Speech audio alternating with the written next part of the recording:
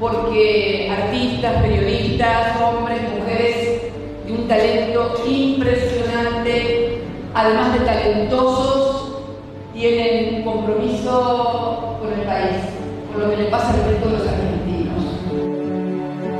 Esta noche quiero hablar de las cosas hermosas que hemos podido construir juntos y las que seguramente vamos a seguir construyendo.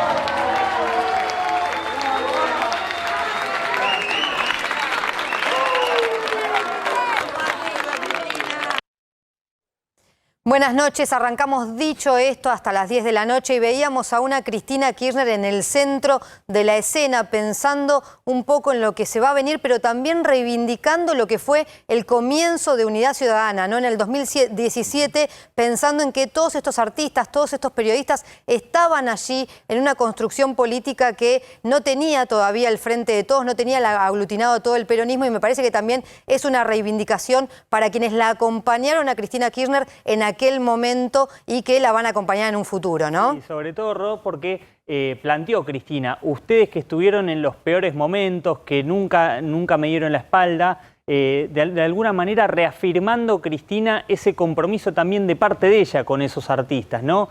Mucho se habla del compromiso de los artistas con Cristina. Bueno, en este caso, el compromiso de ella poniéndolos en el centro de la escena. Había muchas caras conocidas, muchas figuras que a mí al menos me llamó la atención la efusividad que mostraban, dando cuenta de que estos 2 años fueron muy duros y uno podía tener dudas de, bueno, cuánto se mantiene de ese compromiso, ¿no? Una dirigente como Cristina no hace nada, sobre todo cuando se publicita, como se publicitó, que hay un video editado, preparado, sin tener en cuenta qué repercusiones o qué mensaje quiere dar. ¿Qué mensaje creen que quiere dar Cristina con este video? Porque, a priori, seguramente puede llegar a ser una de las últimas apariciones públicas del año de ella, ¿no? Bueno, vos me parece que das en la clave también en este sentido. Cristina nunca da cuenta de sus reuniones, incluso siempre sus reuniones privadas se mantienen con total hermetismo. Si se filtran son siempre por el otro, o sea, por quien estuvo con ella. Muchas veces no se conocen todas las reuniones que tiene Cristina Kirchner. Fue la propia Cristina Kirchner la que primero con una foto oficializó y quiso oficializar este encuentro, y después la que quiso mostrar el discurso que dio y quiso elegir las partes del discurso que dio para hacerlo público, ¿no? Y me parece esto de el mensaje que está dando Alberto Fernández de hay 2023, me parece que ella se lo quiso dar también a su núcleo duro, ¿no? Diciendo, bueno, vamos a ver qué es lo que pasa, pero hay futuro y el futuro también tiene que ver con nosotros.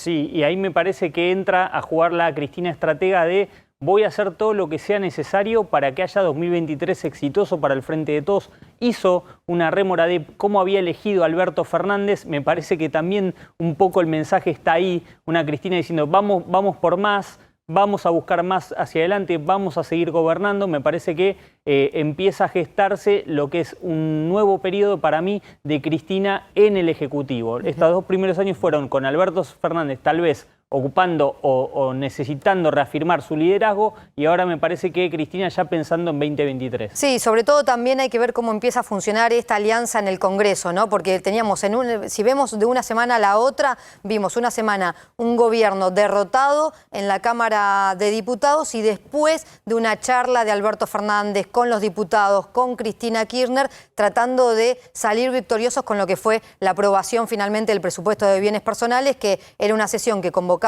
Juntos por el Cambio y que finalmente pudo el oficialismo ganarla. Entonces me parece que empiezan a jugar en tándem, o por lo menos nunca se sabe hasta cuándo, ¿no? Las internas en el Frente de Todos igual existen, están un poco acalladas con esto, existen, pero hay que ver cómo van a funcionar. Bueno, y para hablar de esto trajimos una consultora, una especialista como Gila Bilker, consultora política y directora de 3.0. ¿Cómo estás, Gila? ¿Qué pensás de todas estas imágenes que estamos viendo? Te veía muy atenta. Mira, es que me parece realmente muy importante. Ustedes recién decían artistas, periodistas, agregaría intelectuales, ¿no? Este año fue un año en el que el kirchnerismo de alguna manera ha perdido lamentablemente algunos intelectuales muy importantes que habían acompañado, Horacio González, Feynman, ¿no?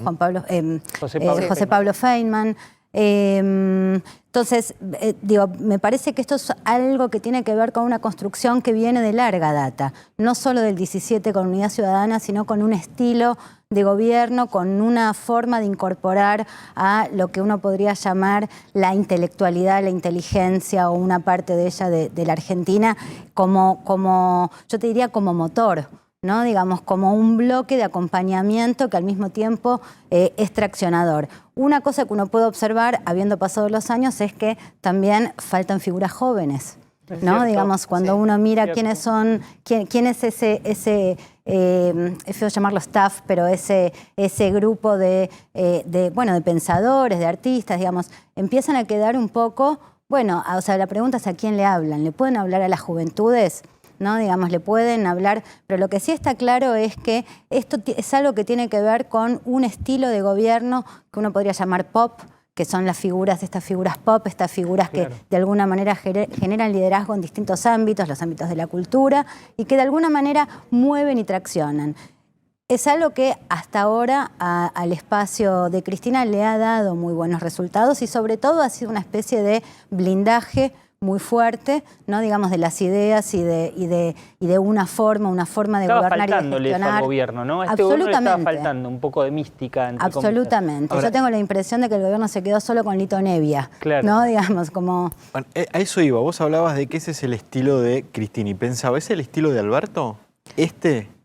Mira, me parece que no, digamos. O sea, claramente ahí son dos ADNs políticos y dos formas de construcción y de pensar la política muy distintas, ¿no? Digamos, esta idea de las grandes figuras traccionadoras, ¿no? De traccionadoras de ideas y de acompañamiento de las dos cosas, me parece que es algo muy propio de una lectura de la democracia de masas de tipo pop, ¿no? Digamos, no quiero hablar ni de populismo, te estoy hablando de algo de otro orden que tiene que ver con una característica más estética, intelectual, digamos, donde se juega esto que nosotros llamamos lo pop y que efectivamente es un gran motor en la construcción, o sea, yo te diría, es una forma de construcción.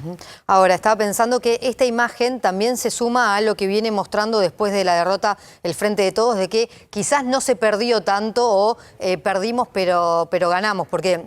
Del otro lado, Juntos por el Cambio peleándose justo esta semana por la diputada que estaba de viaje de Disney y entonces no dio los votos y demás. Y el oficialismo como que muestra esta sensación de que estamos bien, podemos celebrar y demás. ¿Es real este escenario? Mira, desde esta perspectiva, digo, si vos te preguntás, ¿quién puede nuclear tal cantidad de artistas intelectuales, periodistas, o sea... de la sociedad. ¿Puede Juntos por el Cambio o alguno de los espacios que componen hoy Juntos por el Cambio? ¿Puede el peronismo federal? No. ¿Juntos por el Cambio? No. ¿Puede, no sé, el albertismo? No. ¿Puede Cristina? ¿No? Digamos, y eso es un activo, es un valor y es un valor que está absolutamente... yo te diría indemne. O incluso me imagino que muchos de ellos podrían estar en un acto con Alberto, pero es por Cristina. Claro. Si estuviesen, estarían por Cristina. Absolutamente, lo acabas de ver, ¿no? Digamos, o sea, ahí hay un fervor cristinista y es un fervor además por los años del gobierno, yo te diría no solo de Cristina sino también de Néstor, ¿no? Digamos, es fervor por el periodo 2003-2015. Creo que, bueno, los desafíos que hay de aquí a futuro, por supuesto, bueno, van a exigir sumar otros métodos, sumar otras decisiones, porque, bueno, me da la impresión de que los desafíos son de otro orden, así como las condiciones internacionales son de otro orden, pero eso está intacto. Gila, Rosario hablaba de las diferencias en la oposición. ¿Cómo ves esa disputa de cara a 2023 entre un Mauricio Macri que dicen que no, pero siempre está ahí amagando y reaparece cada vez que Larreta sube un poco el perfil? Un Larreta, una Bullrich, bueno, hay un montón de candidatos, ya nombré todos del PRO, pero está el radicalismo. ¿Cómo ves que va a terminar esa disputa? Mira, puede pasar cualquier cosa. O sea, ¿cómo va a terminar? La verdad que eso hay que tener la bola de cristal. ¿Pero todos juntos? ¿Crees que van a llegar todos juntos? Eso absolutamente. Sí. No te quepa ninguna duda. No te quepa ninguna duda porque hay un incentivo muy fuerte que es el 2023. Así que esto se va a doblar, se puede mega doblar, pero no se va a romper. O sea, el incentivo a la disputa 2023, me parece que podría ser más exitoso si están todos juntos. Me parece que todos los espacios y todos los candidatos y todas las figuras, todas estas pequeñas comarcas que componen hoy Juntos por el Cambio lo saben. Así que me da la impresión de que romper no se va a romper. Lo que uno sí podría introducir acá es la interrogación si las disputas intermedias, hasta que se llegue a este 2023, no va a terminar limando el espacio de cara a la opinión pública. Claro, ¿no? Digamos, si la disputa de poder no se los morfa. Claro. ¿No? Para decirlo bueno, porque el peronismo además está muy acostumbrado a estar en el barro, incluso quizás el radicalismo, pero personajes, te pregunto, como Horacio Rodríguez Larreta, que se va a tener que poner a discutir, que va a tener que enfrentar sus propias internas. Es difícil sostenerse así durante 2 años. Mirá, es difícil y además lo que hemos visto y lo vimos en las mediciones de imagen, cómo cada vez que se ha metido a intentar dirimir cómo son las candidaturas, quiénes son los candidatos, dónde va cada quien, bueno, eso ha puesto un velo sobre esa imagen intachada que tenía. Digamos, de alguna manera, Larreta tenía una imagen sostenida sobre 4 pilares, que es gestión, trabajo, moderación, diálogo. Y, bueno, la disputa electoral, yo te diría, le agregó una nueva característica que es especulación electoral, politiquero, rosquero, que son características, bueno, que empiezan a empañar su imagen, ¿no? Entonces, vos lo que ves ahí es que cada vez que entra en la disputa electoral o en la disputa por el poder, a Larreta le resta. Cada vez que se concentra en la gestión, Larreta crece. Claro. Ahora, Alberto Fernández planteó que en el 2023 el Frente de Todos tiene que tener internas, ¿no? Algo distinto de lo que se venía haciendo. ¿Crees que todo el espacio va a estar de acuerdo con esto y que efectivamente va a haber internas? Mira, me da la impresión de que hay algo así como el orden de un aprendizaje post elecciones del 21, que es, evidentemente, las internas suman. Y también hay que ver qué pasa de la vereda de enfrente. Vos no te olvides que acá hay un fenómeno político en el que el espejamiento, ¿no? Las paralelas están muy presentes. Entonces, bueno, a mí me da la impresión de que una interna competitiva, decimos competitiva, pero bueno, yo creo que una de las desigualdades que hay entre los dos espacios tiene que ver con la proliferación de candidatos dentro de Juntos por el Cambio y la dificultad para encontrar candidatos competitivos dentro del Frente de Todos. Pero bueno, una interna competitiva apunta a no perder votos por ningún lado, ¿no? Digamos, de modo tal de tener en esa oferta algo que le hable más a los sectores por ahí más progresistas o más comprometidos con causas por ahí más jóvenes, otro segmento que le hable al mundo federal. Así que es posible que una dinámica de interna favorezca el rendimiento electoral, ¿no? Y del vínculo venimos hablando de Alberto Fernández y Cristina Kirchner desde que son pareja en la fórmula presidencial. En esta semana, la verdad que la crisis política más importante fue después de las elecciones de las PASO. En esta semana recompusieron un poco la relación. En realidad tuvo que ver la fallida sesión de la Cámara de Diputados la semana pasada, en realidad cuando se rechazó el presupuesto del 2022, porque el viernes, al terminar la sesión, en aquel momento todas las miradas apuntaban a Máximo Kirchner por su discurso, porque la oposición decía que por su discurso no iba a acompañar al presupuesto, y fue en ese momento en que Cristina Kirchner levantó el teléfono, volvió a hablar con Alberto Fernández y lo que le pidió justamente es apuntar a la oposición, dejar de que se hable y que se apunte a Máximo Kirchner, sino unificar discursos y apuntar a la oposición, porque encima además la oposición también empezaba a mostrar diferencias de algunos gobernadores. Hoy lo escuchamos a Gerardo Morales de Jujuy, que decían que no estaba bien dejar sin presupuesto al oficialismo. En ese momento acordaron acallar las internas, acordaron una estrategia nueva para el Congreso. Es ahí que Alberto Fernández le dice, bueno, me voy a juntar con los diputados, y empezaron a planear lo que fue la sesión de bienes personales, y en ese momento también es cuando Alberto Fernández decidió hacer un gesto. Primero, le pidió a sus funcionarios que no hablen en contra de Máximo Kirchner, claro, que salgan incluso a bancarlo, que apunten a la oposición, y después ir al acto de Máximo Kirchner en la Asunción. Sí, esto que contás es clave, Ro, porque durante el viernes, en buena parte del viernes, cuando todavía estaba muy fresco el discurso de Máximo Kirchner, funcionarios nacionales decían, está todo estallado, hay un mal clima, esto cayó muy mal, el discurso cayó muy mal, y evidentemente el llamado de Cristina hizo un clic porque a media tarde aproximadamente el gobierno cambió todo, empezó a hablar de no, está todo bien, ya hablaron, no, Máximo no estuvo tan mal, hay que escuchar de vuelta el discurso de Máximo y te das cuenta de que no apuntó, como dice la oposición, fue una excusa de la oposición, con lo cual esto que vos contás marca qué pasó el viernes, ¿no? Claro. Primero el enojo y después el llamado de Cristina, un cambio. Ahora, fíjate qué detalle por ahí, hasta si querés, tonto, dentro de la política. Un llamado distendió una situación política que podía crecer y ser tensa, ¿no? Como a veces los diálogos que los pequeños gestos. Bueno, incluso, los pequeños gestos, ¿no? Si Alberto Fernández no iba a la reunión del PJ bonaerense el sábado, de vuelta todo el fin de semana se estaba especulando sobre la crisis que había en el oficialismo. ¿Crees en este buen vínculo o paz que se puede llegar a dar en estos 2 años del Frente de Todos, pensando también que todos tienen intereses hacia el 2023? Eso está claro, los intereses están claros, pero me parece que el gobierno tomó nota de que las tensiones, las disputas internas no lo favorecen, ¿no? Digamos, así como recién decíamos, las distintas comarcas que hoy componen Juntos por el Cambio representan también un desafío de gestión y esa fricción que puede llegar a haber puede tener un impacto negativo sobre la oposición. Algo del mismo orden se puede jugar en el oficialismo, que al estar en el Ejecutivo con mayor responsabilidad y al mismo tiempo al haber salido debilitado de las elecciones,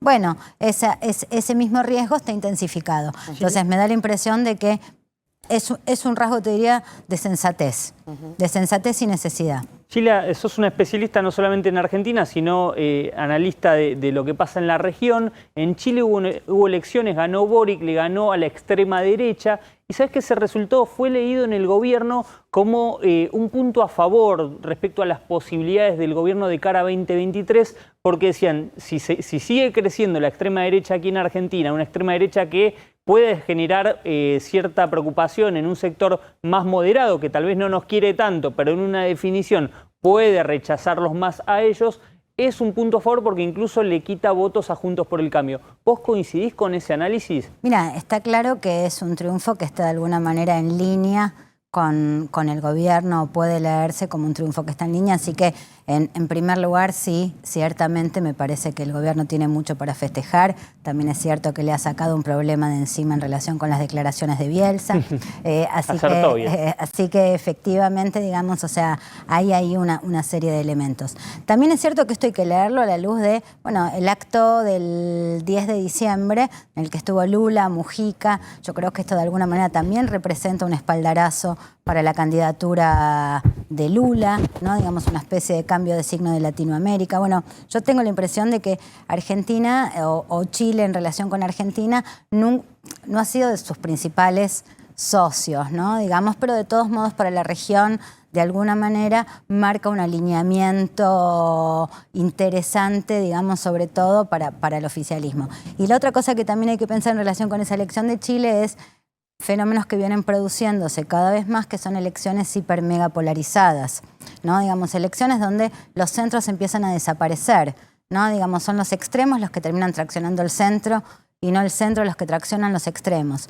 Y yo creo que esto empieza a ser una constante. Bueno, lo vimos en Chile, pero también lo vimos en Perú. Pero bueno, al final del Brasil, camino define el centro, Sheila, porque Boric en la campaña al final se moderó y le habló un poquitito más al centro que Kast. Es cierto, pero son dos modos de encararlo muy distintos. O sea, cuando vos encarás una elección por el centro, lo que decís es los extremos vienen por añadidura, no tienen a dónde ir.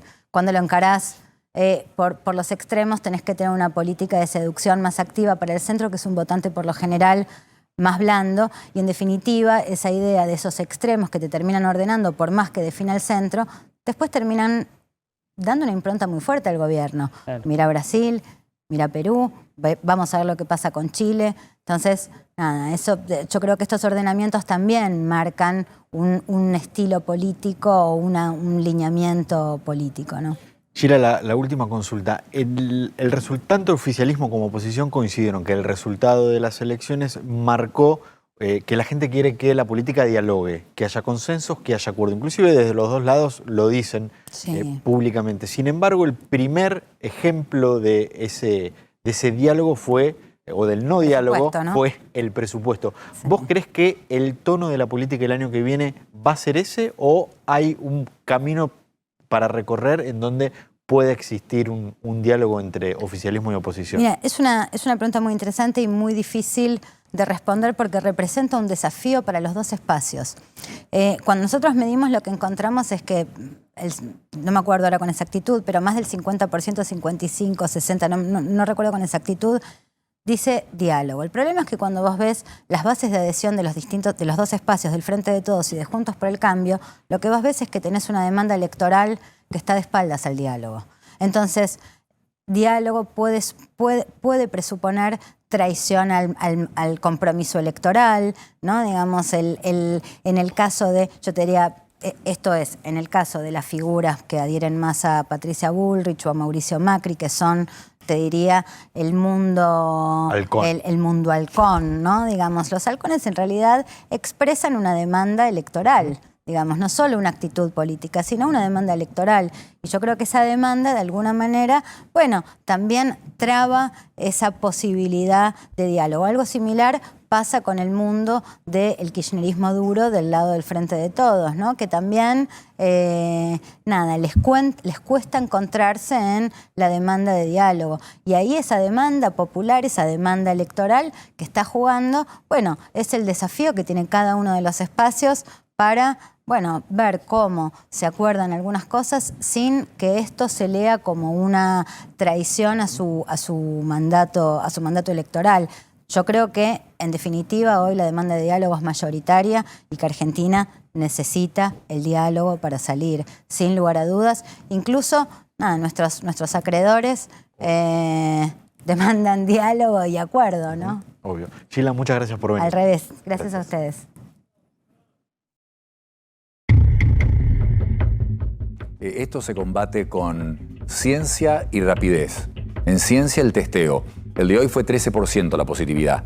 Va a aumentar esa positividad. Eso quiere decir que hay mucha gente que está quedando en la comunidad, que está infectada y no fue detectada por el testeo.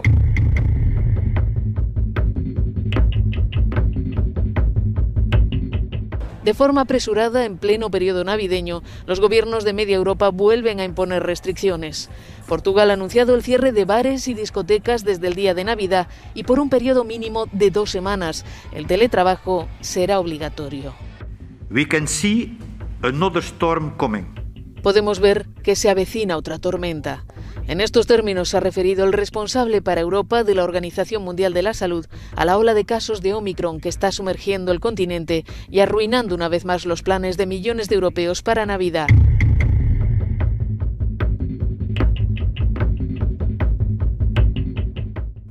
Entonces, la mayor parte de la gente se va a contagiar si esto es Omicron. Pero primero hay que hacer la secuenciación. ¿Qué proporción de esto es Omicron?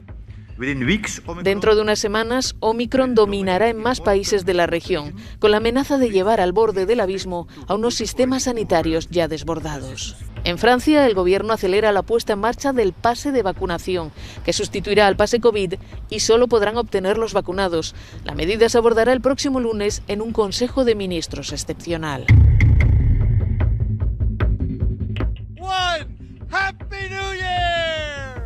Es solo una prueba, no es que el año nuevo haya llegado antes a Times Square. Omicron sí se extiende por Estados Unidos antes de lo esperado por los expertos. Cerca de allí, los neoyorquinos hacían cola para hacerse el test de COVID. ¿Restricciones acá? Lo lógico, no. Eventos masivos, deportivos, musicales, no tendría que haber.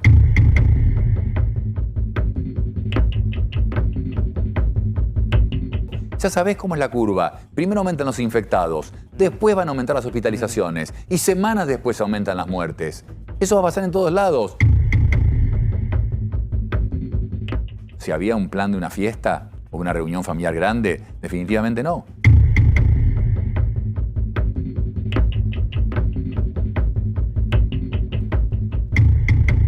Al igual que en el mundo, aquí en Argentina cada vez preocupa más. Hoy se superó la barrera de los 10.000 casos, hubo 11.121 casos. Todavía pocos fallecidos respecto al crecimiento que sí tuvo la curva de contagios. Eso es un dato positivo, pero obviamente para tener en cuenta. Y obviamente muchas colas en los centros de testeos, mucha gente queriéndose hisopar, que ha tenido contacto estrecho con personas que dieron positivo. Y ahora estamos en Costa Salguero, en un centro de testeos. Allí está nuestro compañero Gonzalo Sorbo. ¿Cómo estás, Gonzalo? Buenas noches. Buenas noches, equipo. Estamos, como bien decían, en el centro de testeo en Costa Salguero. Se esperaba 5.000 personas, que eran los que sacaron los turnos. A las 8, cuando cerró este centro, más o menos 3.000 personas fueron las que vinieron. Casi, a las 6:30, 7 de la tarde ya había 2.500. Se esperaban 500 más, pero a las 8 se cerró el centro de testeo. Algunos autos quedaron afuera porque lamentablemente no podían ingresar a testearse por el horario de este centro, como decía recién. Lo cierto es que hablaban de más de 10.000 casos. Bueno, hablamos con varios autos, hablamos, porque como dice bien acá arriba el cartel, es un centro de testeo vehicular, vienen autos, vienen motos, y hablamos con las personas y lo que nos decían era contacto estrecho. Lamentablemente, la respuesta que más pesaba era contacto estrecho. Si bien, como ya saben todos, en 2 días vienen las fiestas, muchos se testean por, se quiere juntar con sus familiares, porque tienen cenas, porque tienen la fiesta de fin de año hasta de sus trabajos. Y por viajes. La respuesta que más pesó, lamentablemente les tengo que decir que es contacto estrecho. Claro, Gonzalo, importante esto que marcás. También hay gente que viaja y ahora la Ciudad de Buenos Aires dispuso que se vuelva con el sistema de turnos, ¿no? Que hay que pedir turno antes de ir a hisoparse para que no ocurra lo que vos marcabas, que no se queden sin testearse y puedan obtener obviamente un resultado pronto. Claro, las personas que venían sin turno directamente no podían ingresar. No podían ingresar. Las que llegaron después de las 7:30, que era el último turno, 7:30, algunos pudieron ingresar, otros no, porque a las 8, exacto, estuvimos acá, cerraron la puerta. Te repito, los que estaban sin turno no podían testearse y solo de los 5.000 turnos que se dieron para el día de hoy, que este es un centro que se abrió el lunes, 3.000 personas aproximadamente fueron las que se acercaron a poder hisoparse. Gonzalo, ¿y te decían en dónde eran esos contactos estrechos, eventos sociales, reuniones familiares por el fin de año? Hubo muchos recitales durante el fin de semana. ¿En dónde te decían que habían tenido contacto con los contagiados? Los contactos estrechos, lo que decían las personas era que fiestas o reuniones de trabajo. Muchas era la respuesta de cenas de trabajo de fin de año, pero otros, sin embargo, decían, tengo un viaje, porque en enero me tengo que ir del país, y como sabemos también entró en vigencia en el día de ayer el control de vacunación en la provincia de Buenos Aires. Si bien dentro del país no es obligatorio, en diferentes provincias todavía no está aprobado, no está vigente este control, lo que sería el control de vacunación. Mucha gente decía, me voy de viaje, pero, como bien decían ustedes, y lo hablábamos hace unos instantes, reuniones y fiestas de fin de año de trabajos fueron los culpables, hay que decir de esta manera, porque fueron los culpables de que vengan hoy a hisoparse tantas personas. 9.000 fueron los casos de ayer, hoy, en las últimas 24 horas, más de 10.000, casi 11.000 si no me equivoco. Gonzalo, impecable como siempre, te agradecemos y obviamente vamos a seguir de cerca lo que ocurre en los centros de testeos y con lo que obviamente pasa con el coronavirus.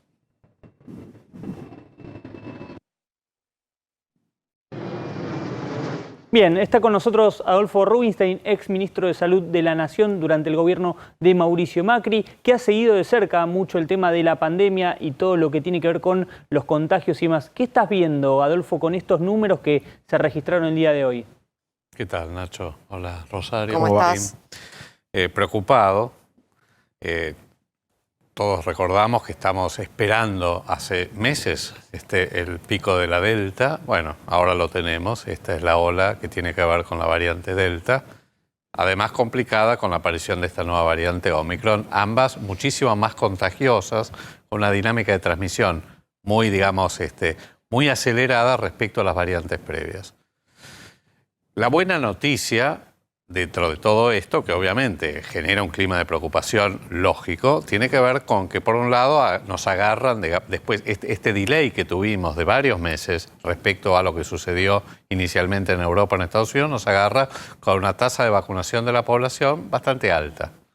Si bien la Delta y sobre todo la Omicron eluden parcialmente la respuesta inmune conferida por la infección natural o por la vacuna, de todas maneras el hecho de que ya casi, digamos, un 70% o poquitito más tenga por lo menos un esquema de 2 dosis, hace que no repercuta en complicaciones y muertes. Hay un desacople entre la subida de casos, las internaciones en terapia intensiva y las muertes. Esto es algo, digamos, esperanzador, porque la verdad que cuando uno mira las curvas, la subida de casos comenzó lentamente ya hace 2 meses, un poquito más inclusive, ahora está, digamos, empinándose mucho más, pero la verdad que esto no se ve ni en la ocupación de camas de terapia intensiva ni en las muertes por ahora. ¿Podría ser que, digamos, de alguna manera se traduzca? Sí, pero claramente no es la misma correlación que había, por ejemplo, con la variante Delta, con la Gamma, con la Alfa o con la original. Igualmente ahora la suba de casos tiene que ver con la variante Delta, ¿no? O sea, esto es variante Delta. Bueno, en Córdoba, ojo, en Córdoba ya hay varios clústeres, digamos, de Omicron en principio. Pero es cierto también que como se secuencia muy poco todavía en la Argentina, es muy difícil saber cuál es la variante que está dominando. Aunque hoy es la Delta, probablemente en pocas semanas tengamos la Omicron. Lo mismo que está pasando en todo el mundo. No veo por qué esto no va a ocurrir acá. Como tampoco en algún momento pensamos, che, acá al final no va a llegar la Delta. Creo que en un programa lo charlamos. Y yo decía, no, sí, va a llegar, es indefectible que va a llegar. Bien. Bueno, llegó. Y en este contexto, igualmente hay que hacer las compras navideñas, hay que prepararse para las fiestas, por eso también ahora nos vamos enseguida con Marcelo Padovani, que está en Palermo, viendo cómo la gente se cuida, utiliza los protocolos, no los utiliza, qué pasa en los shopping con los protocolos sanitarios. Marcelo, buenas noches. ¿Cómo te va, Rosario? Buenas noches. Bueno, falta todavía 2 días, ¿no? Para Nochebuena, 2 noches en realidad. Y Papá Noel está ya en el shopping para adelantar las compras, precisamente para la Nochebuena y la posterior Navidad. Mira, te voy a mostrar, Ro, le vamos a mostrar a la audiencia 24. La gente se está cuidando mucho, ¿eh? Estoy viendo mucho el uso de barbijo, de tapaboca, especialmente. Bueno, esto tiene que ver además con un protocolo del shopping, ¿eh? No se puede entrar al shopping si no tenés el tapaboca. Mira, acá, por ejemplo, volvió el tema de que te ponen alcohol, ¿ves? Claro. Te rocian alcohol líquido, en este caso, 70-30 en las manos, o alcohol en gel, o algo, o te toman la temperatura. Bueno, esto se había perdido un poco, ahora volvió. Aquí, reitero, en este shopping es estricto en estas medidas, nunca se fueron. Pero en otros locales de afuera, fuera del shopping, veíamos que se habían relajado bastante las medidas, y hoy pudimos ver que volvieron. Bueno, hay bastante gente hasta ahora aquí en el shopping, estamos viendo algunas vidrieras. Aquí hay una juguetería muy famosa, muy grande, mucha gente comprando aquí para, bueno, Papá Noel en realidad, no la gente, Papá Noel viene con mamá, viene con papá a comprar los regalitos, porque después si no se le va a hacer muy difícil. Está por acá Papá Noel, ahora lo vamos a ver. Bueno, vamos a ver si lo vemos. Marcelo, que no me acuerdo. Sí. Te pregunto si hay límite de las capacidades de personas que ingresan en el shopping, porque en un momento tenían aforo. ¿Cómo se está controlando eso hoy? Tengo entendido que sí. Este shopping tiene un tablero a la entrada y te indica la cantidad de gente que puede estar en forma simultánea adentro. Creo que son, no quiero mentir, pero son un par de miles de personas que pueden estar en forma simultánea, porque este shopping es muy grande también, ¿eh? Eso aquí. Se fue Papá Noel, ¿eh? Chicos, se fue Papá Noel, se lo digo, estaba acá Papá Noel, bueno, tiene que pero descansar, bueno, se ve que se tiene que descansar, acostarse temprano. No, además debe estar haciendo compras en alguno de los locales, ¿no? Debe ser por eso que estaba acá. Vos sabés que había una fila de chicos enorme, mirá acá. A ver, no estaba Papá Noel. Bueno, se fue, pero bueno, ya en algún momento lo vamos a enganchar a Papá Noel. Marcelo, allá hay colas en los locales, ¿ves? Mirá, ahí sí. Claro. Sí. Marcelo, ¿cómo ves el tema del uso del barbijo? ¿Se está cumpliendo? ¿Hay personas que desobedecen y rápidamente se les pide que se lo pongan o no? ¿Cumplimiento estricto? Nacho, yo te diría que el cumplimiento acá adentro, desde que estamos hace varias horas, es 100%, ¿eh? No he visto gente sin tapaboca dentro del shopping, salvo, bueno, acá en el patio de comidas, obviamente. Claro. Pero en el resto del shopping no se ve gente sin sin tapabocas, ¿eh? Es impactante la imagen en el sentido porque vos salís a la vereda y quizás hay algunos sin tapabocas porque no es obligatorio, ¿no? En la ciudad de Buenos Aires, en la calle, no es obligatorio. Pero Marcelo, acá adentro, todo el tiempo, sí. No, perdóname, completa y te quería hacer una consulta. No. Te decía, Martín, todo el tiempo con el tapaboca puesto, mira, hasta las chicas que hacen el espectáculo tienen aquí protegida la boca. Bueno, esto es una prevención, ¿no? Que ha vuelto y ha vuelto fuerte ante el aumento de casos. Esto provocó, se ve ya en la calle también, bueno, alguna medida de precaución extra de parte de la gente. Está bien, ¿no? Está bien. Bueno, hay que tener un poco más de cuidado ante este contexto. Obvio. Marcelo, este fue un año económico complicado, no fue sencillo, en gran parte en buena parte por la situación de la pandemia. Te quería consultar, ¿se ve primero gente comprando en cantidad y si también se ven buenas ofertas de parte de los negocios? Bueno, hay un tema. Sí, ofertas hay de todo tipo, Martín. Acá hay que recorrer este local, que es este shopping que es enorme y hay ofertas de todo tipo. Tenés descuentos del 50, del 25, 3x2, 2x3, lo que quieras. Venís a buscar y encontrás. La gente sí compra bastante, por lo que estamos viendo. Hay filas, hay los locales. Mira, por ejemplo, que es de indumentaria femenina también, hay mucha gente. Acá hay otro que está lleno, la juguetería, bueno. Marcelo. Bastante gente. Ahí se nos fue Marcelo Padovani, bueno, estaba ahí en uno de los shoppings de Palermo contando un poco cómo son los protocolos en esta Navidad, porque hay mucha gente en la calle en medio de la suba de casos. ¿Es preocupante en estos días cómo circula la gente? Sí, porque además con las fiestas claramente va a haber muchas más reuniones sociales, más fiestas clandestinas, más eventos multitudinarios. La verdad es que sí, es muy probable que esto se empine aún más después de las fiestas. Ahora, doctor, la OMS propuso que no se festeje con familiares para cuidar y obviamente ante la suba de casos. ¿Crees que aquí en Argentina ese mensaje puede llegar, puede impregnar en la sociedad después de 2 años de pandemia? Es muy difícil, la verdad, porque hay muy poco margen social para restricciones. Claro. Sobre todo después de lo que fue la cuarentena el año pasado y parte de este año, en fin, la verdad que hay muy poca tolerancia social.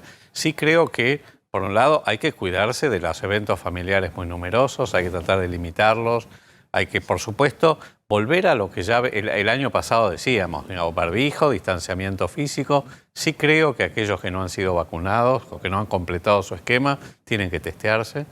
Digamos, esta variante es muy contagiosa.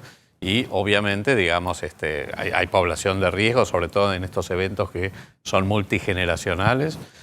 Hay que testearse y tratar de cuidarse muchísimo más de lo que veníamos cuidándonos en los últimos meses. Más allá de que claramente la tolerancia a nuevas restricciones, la tolerancia social es muy baja, pero ¿crees que hay determinados eventos, sobre todo los masivos, deportivos, musicales, que deberían tener una restricción? Yo recién creo que escuché a Conrado Stoll, ¿no? Que decía, yo estoy totalmente de acuerdo. Yo creo que ahora, hasta tanto no sepamos a ciencia cierta el comportamiento biológico de esta variante, de la Delta con Omicron, que creo que pareciera ser, digamos que, como decía recién, que no se traduce en, digamos, una correlación alta de complicaciones y muertes, pero la verdad es que no sabemos todavía a ciencia cierta. Creo que hay que suspender los espectáculos masivos.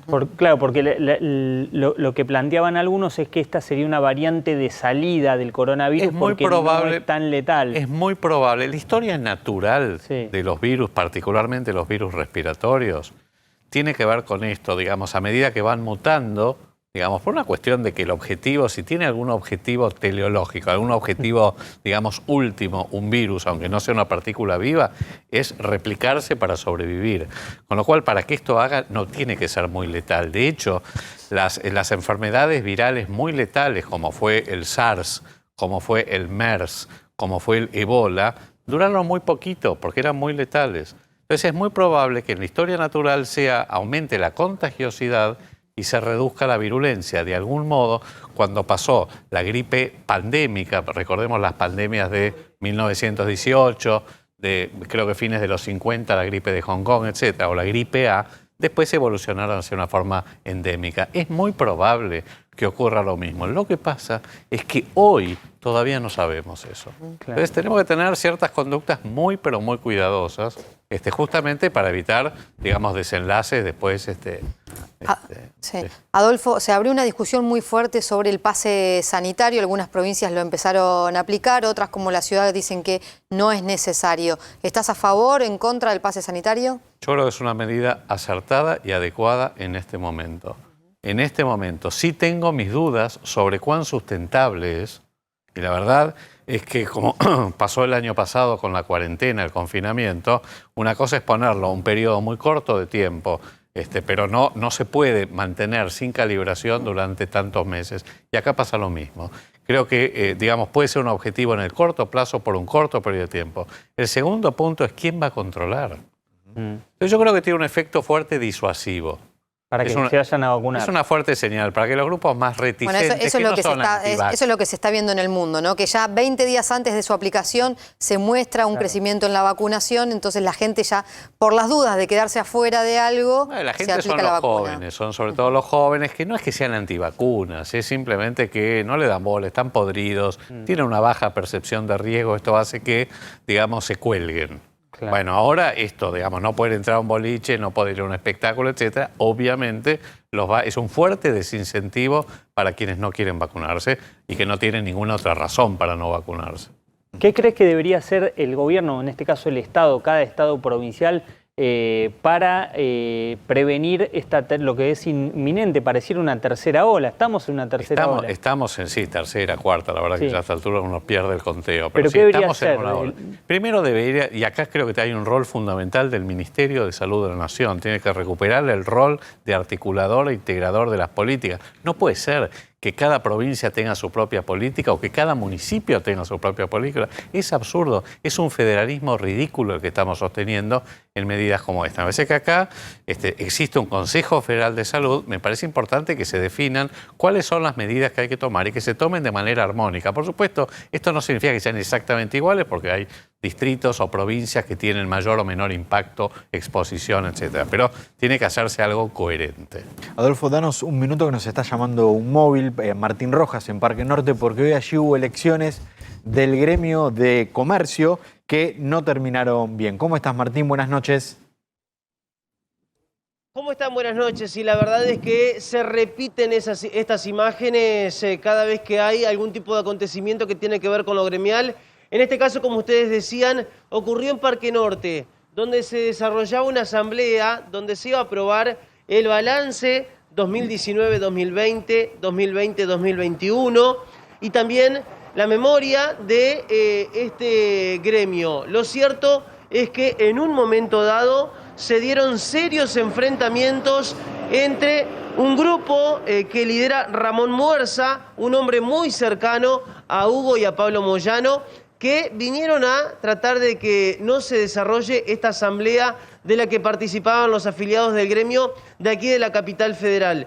Tuvo que intervenir el personal de la policía de la ciudad, del cuerpo de infantería de la policía, para que no sean más serios los enfrentamientos. De todas maneras, ingresó a Parque Norte un grupo de este sector, volaron sillas, hubo forcejeos, hubo golpes entre los afiliados. Se pasó un cuarto intermedio y finalmente se desarrolló esta asamblea de la que recién hablábamos. Lo cierto es que otra vez se habla de un gremio, otra vez se habla de enfrentamientos. En este caso fue en el Sindicato de Empleados de Comercio, un gremio que lidera Armando Cavalieri hace 39 años y desde hace mucho tiempo, desde el sector que lidera Hugo Moyano, digamos, aquellos hombres que son cercanos a él, quieren ingresar al gremio y por ahora no lo pueden hacer. Martín, contabas que intervino la policía. Te quería consultar si hubo detenidos por esto que ocurrió y si hay personas que fueron heridas que necesitaron asistencia médica. Mira, tuvo que intervenir personal que estaba atendiendo en este lugar con ambulancias. Sí, tuvieron que intervenir en un momento dado. No hay detenidos y sabemos que sí hubo varios golpeados. pero por suerte no pasó a mayores. Lo que yo les decía recién, otra vez se tienen que ver escenas como esta. Ustedes tengan en cuenta que estamos aquí frente a Ciudad Universitaria, y Ciudad Universitaria, los profesores, los alumnos, por el lapso de 1 hora y media, 2 horas, estuvieron prácticamente encerrados porque no tenían forma de salir por el operativo de la policía y también por la cantidad de gente que había aquí en la calle. No ingresaban los colectivos, no podían salir con los vehículos. Bueno, esa situación se dio en plena hora de la tarde, cerca de las 3, 4 de la tarde, cuando se desarrollaba esta asamblea. Sí, de hecho estamos viendo en imagen partida las imágenes de lo que ocurría, y ahí se puede ver cómo hay un sector donde las sillas quedan absolutamente desparramadas de esto que estabas contando, lo que fue la agresión entre las dos facciones del Sindicato de Comercio, que se agarraron a sillazos en una asamblea. Exacto. Esto ya viene de hace mucho tiempo. La disputa de poder dentro del gremio ya viene hace mucho. Cuando hubo elecciones hace un par de años, Muerza, que es esta persona muy cercana a Hugo Moyano, fue a la justicia, no logró que lo dieran por ganador. De hecho, en uno de los actos no se pudo desarrollar en la sede central del gremio porque Muerza había amenazado con tomarlo. Bueno, todas estas situaciones se vienen dando hace muchos años, como en muchos gremios, pero aquí en el gremio de empleados de comercio se viene repitiendo este tipo de escenas que la verdad que son lamentables. Martín, muchas gracias y estamos en contacto con cualquier novedad que surja allí. ¿Cómo no? Hasta luego. ¿Qué tenemos que esperar, Adolfo, para el año próximo? Estamos cerrando con una suba de casos importantes, nos tenemos que acostumbrar a convivir con el virus, sobre todo con esta variante Omicron, que muchos especialistas dicen todos nos vamos a contagiar más allá de que estemos vacunados o no. Sí, esa última afirmación no sé con qué evidencia lo dicen. Claramente sí, tenemos que acostumbrarnos a convivir con el virus. Yo creo que el 22, digamos en comparación con el 21, y ni que hablar con el 20, va a ser un mejor año. Y yo creo que sí estamos empezando a ver el final de la pandemia. Justamente por esto que hablábamos recién de la historia natural de las virosis respiratorias. Ahora, ¿cuándo esto va a ocurrir? La verdad es que no lo sé. Yo tengo la impresión de que, y también lo he dicho, acá hay un problema. ¿Dónde apareció la variante Omicron? En el África subsahariana, sí. Exacto. ¿Por qué apareció? Porque el porcentaje de vacunación de Botswana o de los países del África subsahariana no llega al 10% con una dosis.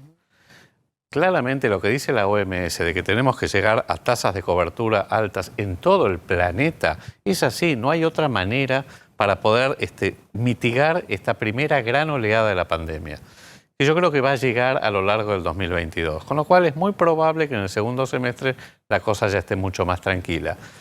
Vamos a ver también un poco lo que recién decía, cuál es el comportamiento biológico de estas nuevas variantes. Si verdaderamente se desacoplan, aunque tengan un poquito más de resistencia a las vacunas, de todos modos, digamos, con esquemas completos, con dosis de refuerzo, verdaderamente se desacopla el caso con la complicación y la muerte, bueno, llegará un punto en el cual vamos a tener una enfermedad endémica, como es el caso de la gripe, como es el caso de otras virosis respiratorias, y entonces vamos a tener que bajar en ese momento, probablemente de acá a un tiempo, todavía eso no lo podemos decir, bueno, el conteo, porque todo esto también genera un ambiente de ansiedad, preocupación permanente. Más casos. Exacto. Adolfo, marcabas el tema de la variante Omicron en Sudáfrica, y este no es un punto menor.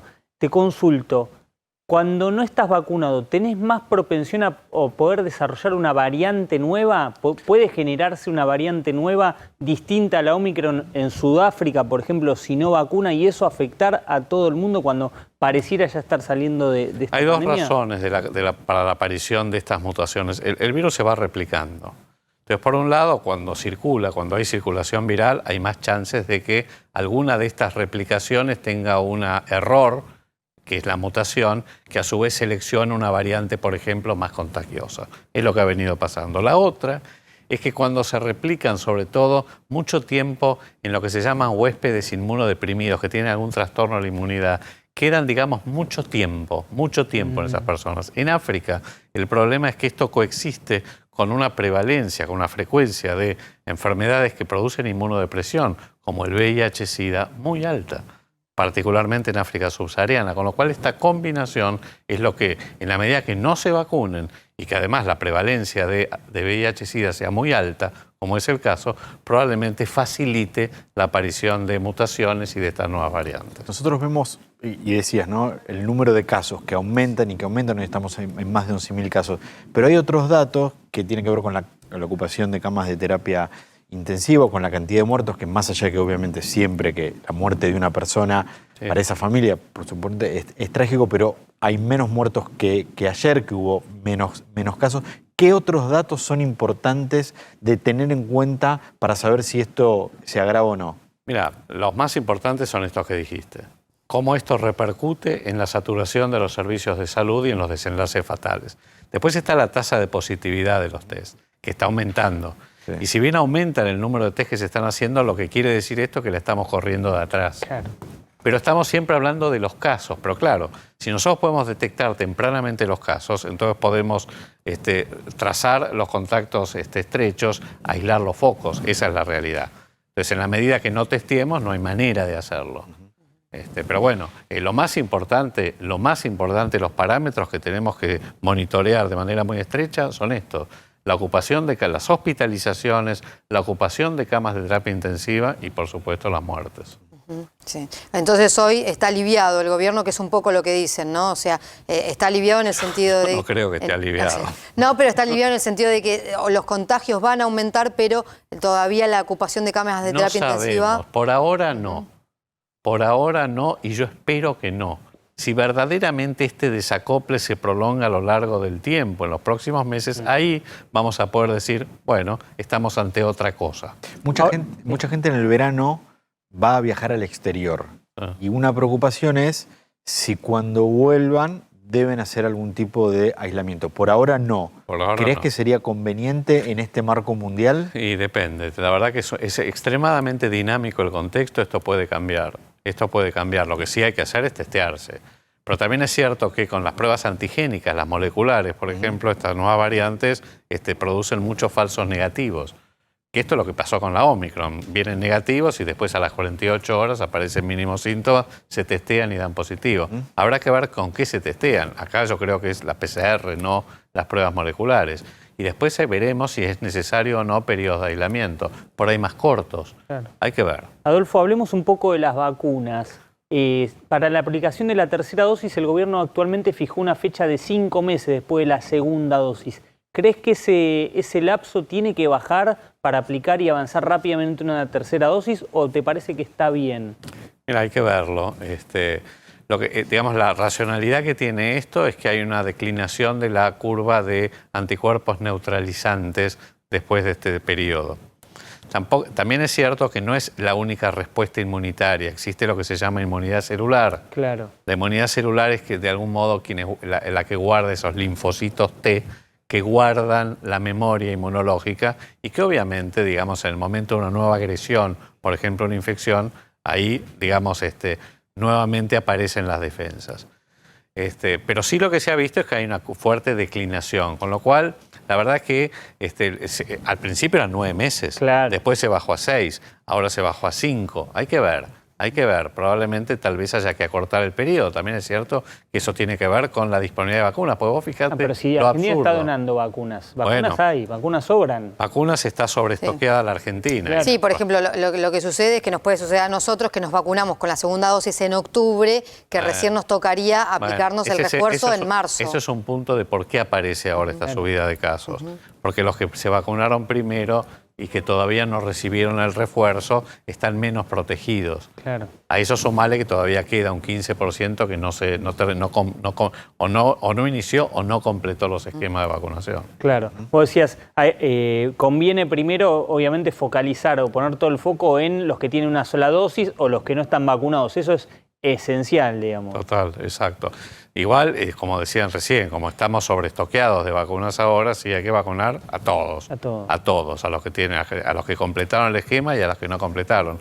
También creo que el pase sanitario, si bien puede ser adecuado en este momento, no es la única medida que hay que tomar. Lo que a este gobierno le ha faltado es una campaña comunicacional inteligente, flexible, segmentada, focalizada en los grupos, digamos, más reticentes, que son los jóvenes, que salga de la puerilidad de la, digamos, de lo que fueron los spots publicitarios el año pasado con la cuidadanía y que vaya realmente. Yo creo que hay comunicadores en la Argentina bastante más sofisticados que pueden de alguna manera tratar de empujar un poco los cambios de conductas y concientización. Ahora, más que los jóvenes que se ven que se resisten a vacunarse, a pesar de que no son antivacunas, sino porque creen que no son un grupo de riesgo, también se dio un fenómeno en nuestro país que son los chicos que no se vacunan. Más de 2 millones de chicos de entre 3 y 11 años, y eso tiene que ver con una decisión de los padres que también quieren no vacunar a sus hijos. Sí, también motivada por una fuerte desinformación que hubo, digamos, hace un par de meses. La Asociación Pediátrica igual también. La Asociación de también. Pediatría, lo que dijo la ministra de Salud, en fin, eso no contribuyó para nada a generar confianza en los padres para vacunar a los chicos. Los chicos tienen que vacunarse. Ahora, la razón es, ¿por qué se tienen que vacunar los chicos? Porque si vos decís, ¿es por los chicos mismos? ¿Es porque pueden tener complicaciones serias? No, excepto que tengan, digamos, comorbilidades muy importantes. No, eso no. Es porque realmente, digamos, es para tratar de bloquear la circulación del virus. Es esa la razón. Entonces ahí viene el dilema ético. Bueno, pero, o sea, ¿por qué tengo que vacunar a los chicos y someterlos a un potencial efecto adverso para proteger a quién? No a ellos. Bueno, todo esto hay que comunicarlo mejor. Ese es el punto. En la Argentina, para poder ingresar a un colegio, tenés que llevar el certificado de vacunación con lo que son las vacunas obligatorias. ¿Sería conveniente agregar la vacuna del coronavirus para bueno, acá viene el punto de cuándo va a ser obligatoria. Hoy, por ahora, todas las vacunas tienen aprobación de emergencia por las agencias regulatorias. Esto va a empezar a cambiar, probablemente yo creo que en el año próximo. Y acá es donde va a haber que considerar. Imaginemos que ya hay miles de millones de personas que se han vacunado. No hay efectos adversos serios. Hay reportados como con cualquier medicamento. Pero es vacuna. Ínfimo en porcentaje con respecto a los vacunados. Tal vez haya que tomar la decisión, y esto lo tendrá que también definirlo los organismos internacionales como la OMS, bueno, si tenemos que ir o no a la vacunación obligatoria. O sea, obviamente tenemos vacunas obligatorias en nuestro calendario que tienen incidencias de enfermedades infinitamente más bajas que la que tenemos con COVID. Sí, además uno se hace pensar que va a ser difícil el funcionamiento, quizás el regreso a clases en febrero cuando esté circulando la variante Omicron, porque va a haber contactos estrechos y se van a romper las burbujas permanentemente. Sí, esto va a ocurrir. Esto va a ocurrir, y fíjate lo que es la transmisibilidad digamos, de la Delta y la Omicron. Es terrible. Con lo cual, viste, sí, va a ocurrir. Sí. Adolfo, hablabas de... Pero no hay que cerrar las escuelas, ojo. Claro. No, ojo con esto. Claro. No hay margen para hacer eso. A eso iba. Hablabas de los mensajes que debería dar el gobierno, el Estado en general. Y bueno, veíamos imágenes que contaba nuestro compañero desde el shopping, que contabilizaban cuántos podían ingresar. Cuando después se ven imágenes como la del recital del fin de semana, de un estadio repleto, sin barbijo, sin distanciamiento, ¿cómo puede eso afecta, imagino, a la coherencia de lo que se le pide a la gente? Y vos fijate lo que ayer dijo el ministro de Salud de la provincia de Buenos Aires, que eran los ricos. Los ricos que contagian más. Y eso lo dice al día siguiente de un evento multitudinario, sin distanciamiento, sin uso de barbijo, de la militancia de la provincia de Buenos Aires. Es ridículo. Eso yo creo que erosiona profundamente la credibilidad y la confianza, y hace que el mensaje no llegue, o que sea visto con tal desconfianza que en los jóvenes, esto es un fenómeno muy manifiesto, directamente digan, no le doy bola. No les doy bola. Claro. Adolfo, o sea, es una cuestión de ejemplaridad también. Pensando en que hay casi el 70% de la población vacunada con las 2 dosis, de que se va a venir, en principio, mayor cantidad de casos por Omicron, ¿el sistema de aislamiento debería mantenerse, debería modificarse? ¿Sigue siendo necesario con la vacunación mantener el sistema de aislamiento? Mira, yo por ahora lo mantendría. Por supuesto, monitoreando estrechamente el comportamiento biológico en una población mayoritariamente vacunada, que es lo que estamos viendo ahora. Si este desacople persiste, probablemente de entre los casos y las muertes y la ocupación de cama de terapia, por ahí hay que revisar. Última pregunta, te quiero meter en el radicalismo. O sea, no sé si es mejor hablar de la Omicron o del radicalismo porque está... Que es más contagioso. Bueno, ahora igual... Ojalá el radicalismo. Que contagie el radicalismo. Bueno, ¿cómo ves la interna? Bueno, ahora se aplacó un poco con la lista de unidad, pero se siguen tirando ahora sobre todo porque hay una dirigente radical, una diputada radical que faltó a la sesión de bienes personales, entonces eso volvió a abrir las internas. No, yo no creo que eso haya repercutido en las internas. Habría que ver cuál fue la razón por la cual esta diputada no estuvo en la sesión. Viaje a Disney, o sea, así que es polémico. Tendrá que dar sus explicaciones, la verdad que no. Igual esto no va a motivar una interna. Yo creo que lo que acá pasó fue que hubo una disputa fuerte, yo creo que fue, y creo que lo dije, un papelón lo que pasó. Afortunadamente se resolvió bien, se eligieron las nuevas autoridades del partido, está Gerardo Morales como presidente, está como vicepresidente segundo Martín Lustó, me parece que se compusieron las cosas y está bien, hay que tirar del mismo carro. Era dispararse al pie, un radicalismo empoderado, vigoroso, fuerte, ambicioso, de golpe mostrar esta señal, la verdad que era muy contraproducente, pero bueno, yo creo que también es bueno que esto se haya rápidamente mitigado y que volvamos así nuevamente a contagiar a todo el resto. La variante UTR. Adolfo Rubinstein, muchas gracias por la visita esta noche. No, gracias a ustedes. Bueno, y hoy en los tribunales de Comodoro Pi hubo una noticia muy importante que va a tener, creo yo, consecuencias políticas. Siempre los fines de año en la justicia dejan fallos que pueden llegar a tener mucha repercusión y mucho análisis político. Hoy lo que la Cámara Federal de Casación Penal decidió es que la causa por el espionaje ilegal que tiene como principal protagonista a Marcelo D'Alessio no siga en la justicia de Dolores, sino que pase a los tribunales de Comodoro Pi. ¿Por qué la causa pasa 3 años después? Lo que hoy la Cámara de Casación dijo es, durante un tiempo se mantuvo en Dolores porque se investigaban hechos que habían ocurrido en Dolores, en la ciudad de Buenos Aires, en distintos lugares. Entonces, de alguna forma, el lugar donde se debía investigar podía llegar a ser un poco difuso y estaba bien que sea en Dolores. Pero en los últimos meses se estableció ya lo que se conoce como el objeto procesal, esto es, qué es lo que se está investigando en el caso, y hoy la Cámara de Comodoro Pi dijo, la Cámara Federal de Casación, perdón, lo que hoy dijo es, ya con eso fijado, ya con eso establecido, no hay dudas de que el caso tiene que pasar a Comodoro Pi porque la mayoría de los casos de espionaje ilegal se hicieron en la ciudad de Buenos Aires. Esta es la causa que tiene como protagonista al fiscal federal Carlos Stornelli, que está procesado, que fue uno de los que pidió que la causa pase a los tribunales de Comodoro Pi. ¿Cómo cae esto en la política? Bueno, por un lado tenés el Frente de Todos, el kirchnerismo, que critica esta decisión porque dice Comodoro Pi es terreno del PRO, es terreno del macrismo, esta causa va ahí con la intención de poder ayudar a ese sector político. De hecho, ayer, y contamos acá que la Cámara Federal de Comodoro Pi analizó la causa de espionaje ilegal donde están involucradas las autoridades del AFI Macristi. De hecho, fue un fallo que, si bien mantuvo algunos procesamientos, termina beneficiando al macrismo por la manera en que la Cámara da el fallo. De hecho, hoy Cristina Kirchner tuiteó respecto de esta Te iba a situación. decir esto, claro, y tuiteó con respecto también al fallo de ayer, ¿no? De ayer llegó Papá Noel, claro, como el regalo que Comodoro Pi le hace al macrismo. Y también el fallo de hoy presenta un interrogante. ¿Qué va a pasar con la causa de Macri en la que está procesado por el Ara San Juan? ¿Y por qué la pregunta? Sí. Porque las causas de espionaje que están en la provincia de Buenos Aires tienen un hilo conductor, se relacionan, por eso muchas están en la justicia de Dolores. Para muchos el próximo paso va a ser que se discuta y que se pida, de hecho el expresidente ya lo hizo, pero que se discuta con más fuerza a partir de este fallo de casación que la causa del Ara San Juan, que también está en la justicia de Dolores, pase definitivamente a los tribunales de Comodoro Pi.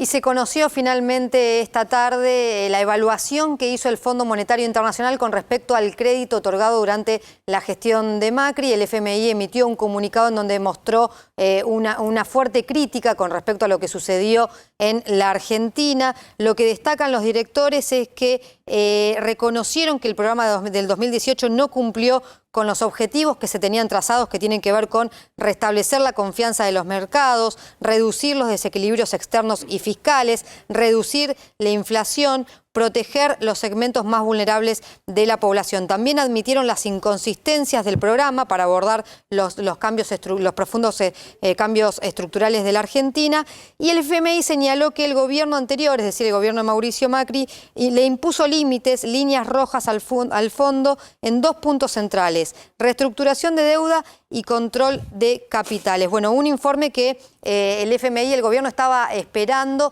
Obviamente que hoy yo consultaba qué era lo que esperaban y decían, no se va a autoflagelar el FMI, obviamente, es una evaluación que hace el Fondo Monetario Internacional sobre un crédito que otorgó justamente este organismo internacional, pero sí esperaban una visión crítica de este crédito. Sí, incluso, Ro, algunos me decían, superó las expectativas que teníamos de críticas al macrismo. No esperábamos críticas tan contundentes, obviamente nosotros las tenemos, pero no esperábamos que el fondo arremetiera tan duro contra Mauricio Macri. Esto a modo del gobierno era lo que fue el anticipo de esto que se termina publicando hace instantes. Ya tenían, se ve, información y obviamente hacían hincapié en el tema de la reestructuración de la deuda, la crítica que hace el fondo a la no reestructuración de la deuda que hizo el gobierno de Macri apenas asumió, de la deuda que recibió de la gestión de Cristina Kirchner. Mucho dice el macrismo, nosotros sacamos un crédito, un préstamo porque teníamos que pagar deuda. Bueno, lo que le critica el gobierno y lo que le está criticando también el fondo aquí en este informe es ¿por qué no reestructuraste la deuda? Obviamente el fondo, como vos decías, Ron, no se va a golpear por haber aprobado un crédito, obviamente que tiene condimentos políticos, ¿no? Y estamos obviamente ya con Roberto Kachanowski, muchas gracias por venir y ayudarnos a entender qué significa esta evaluación que hace el Fondo Monetario con todos los préstamos, ¿no? Sí, bueno, en realidad todavía no leí, porque venía manejando. Sí. Y así que no podía hacer las dos cosas al mismo tiempo.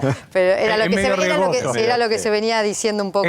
Sí, en realidad el fondo es una institución que generalmente la pifia bastante. Cuando da los créditos y después cuando hace la evaluación. Claro.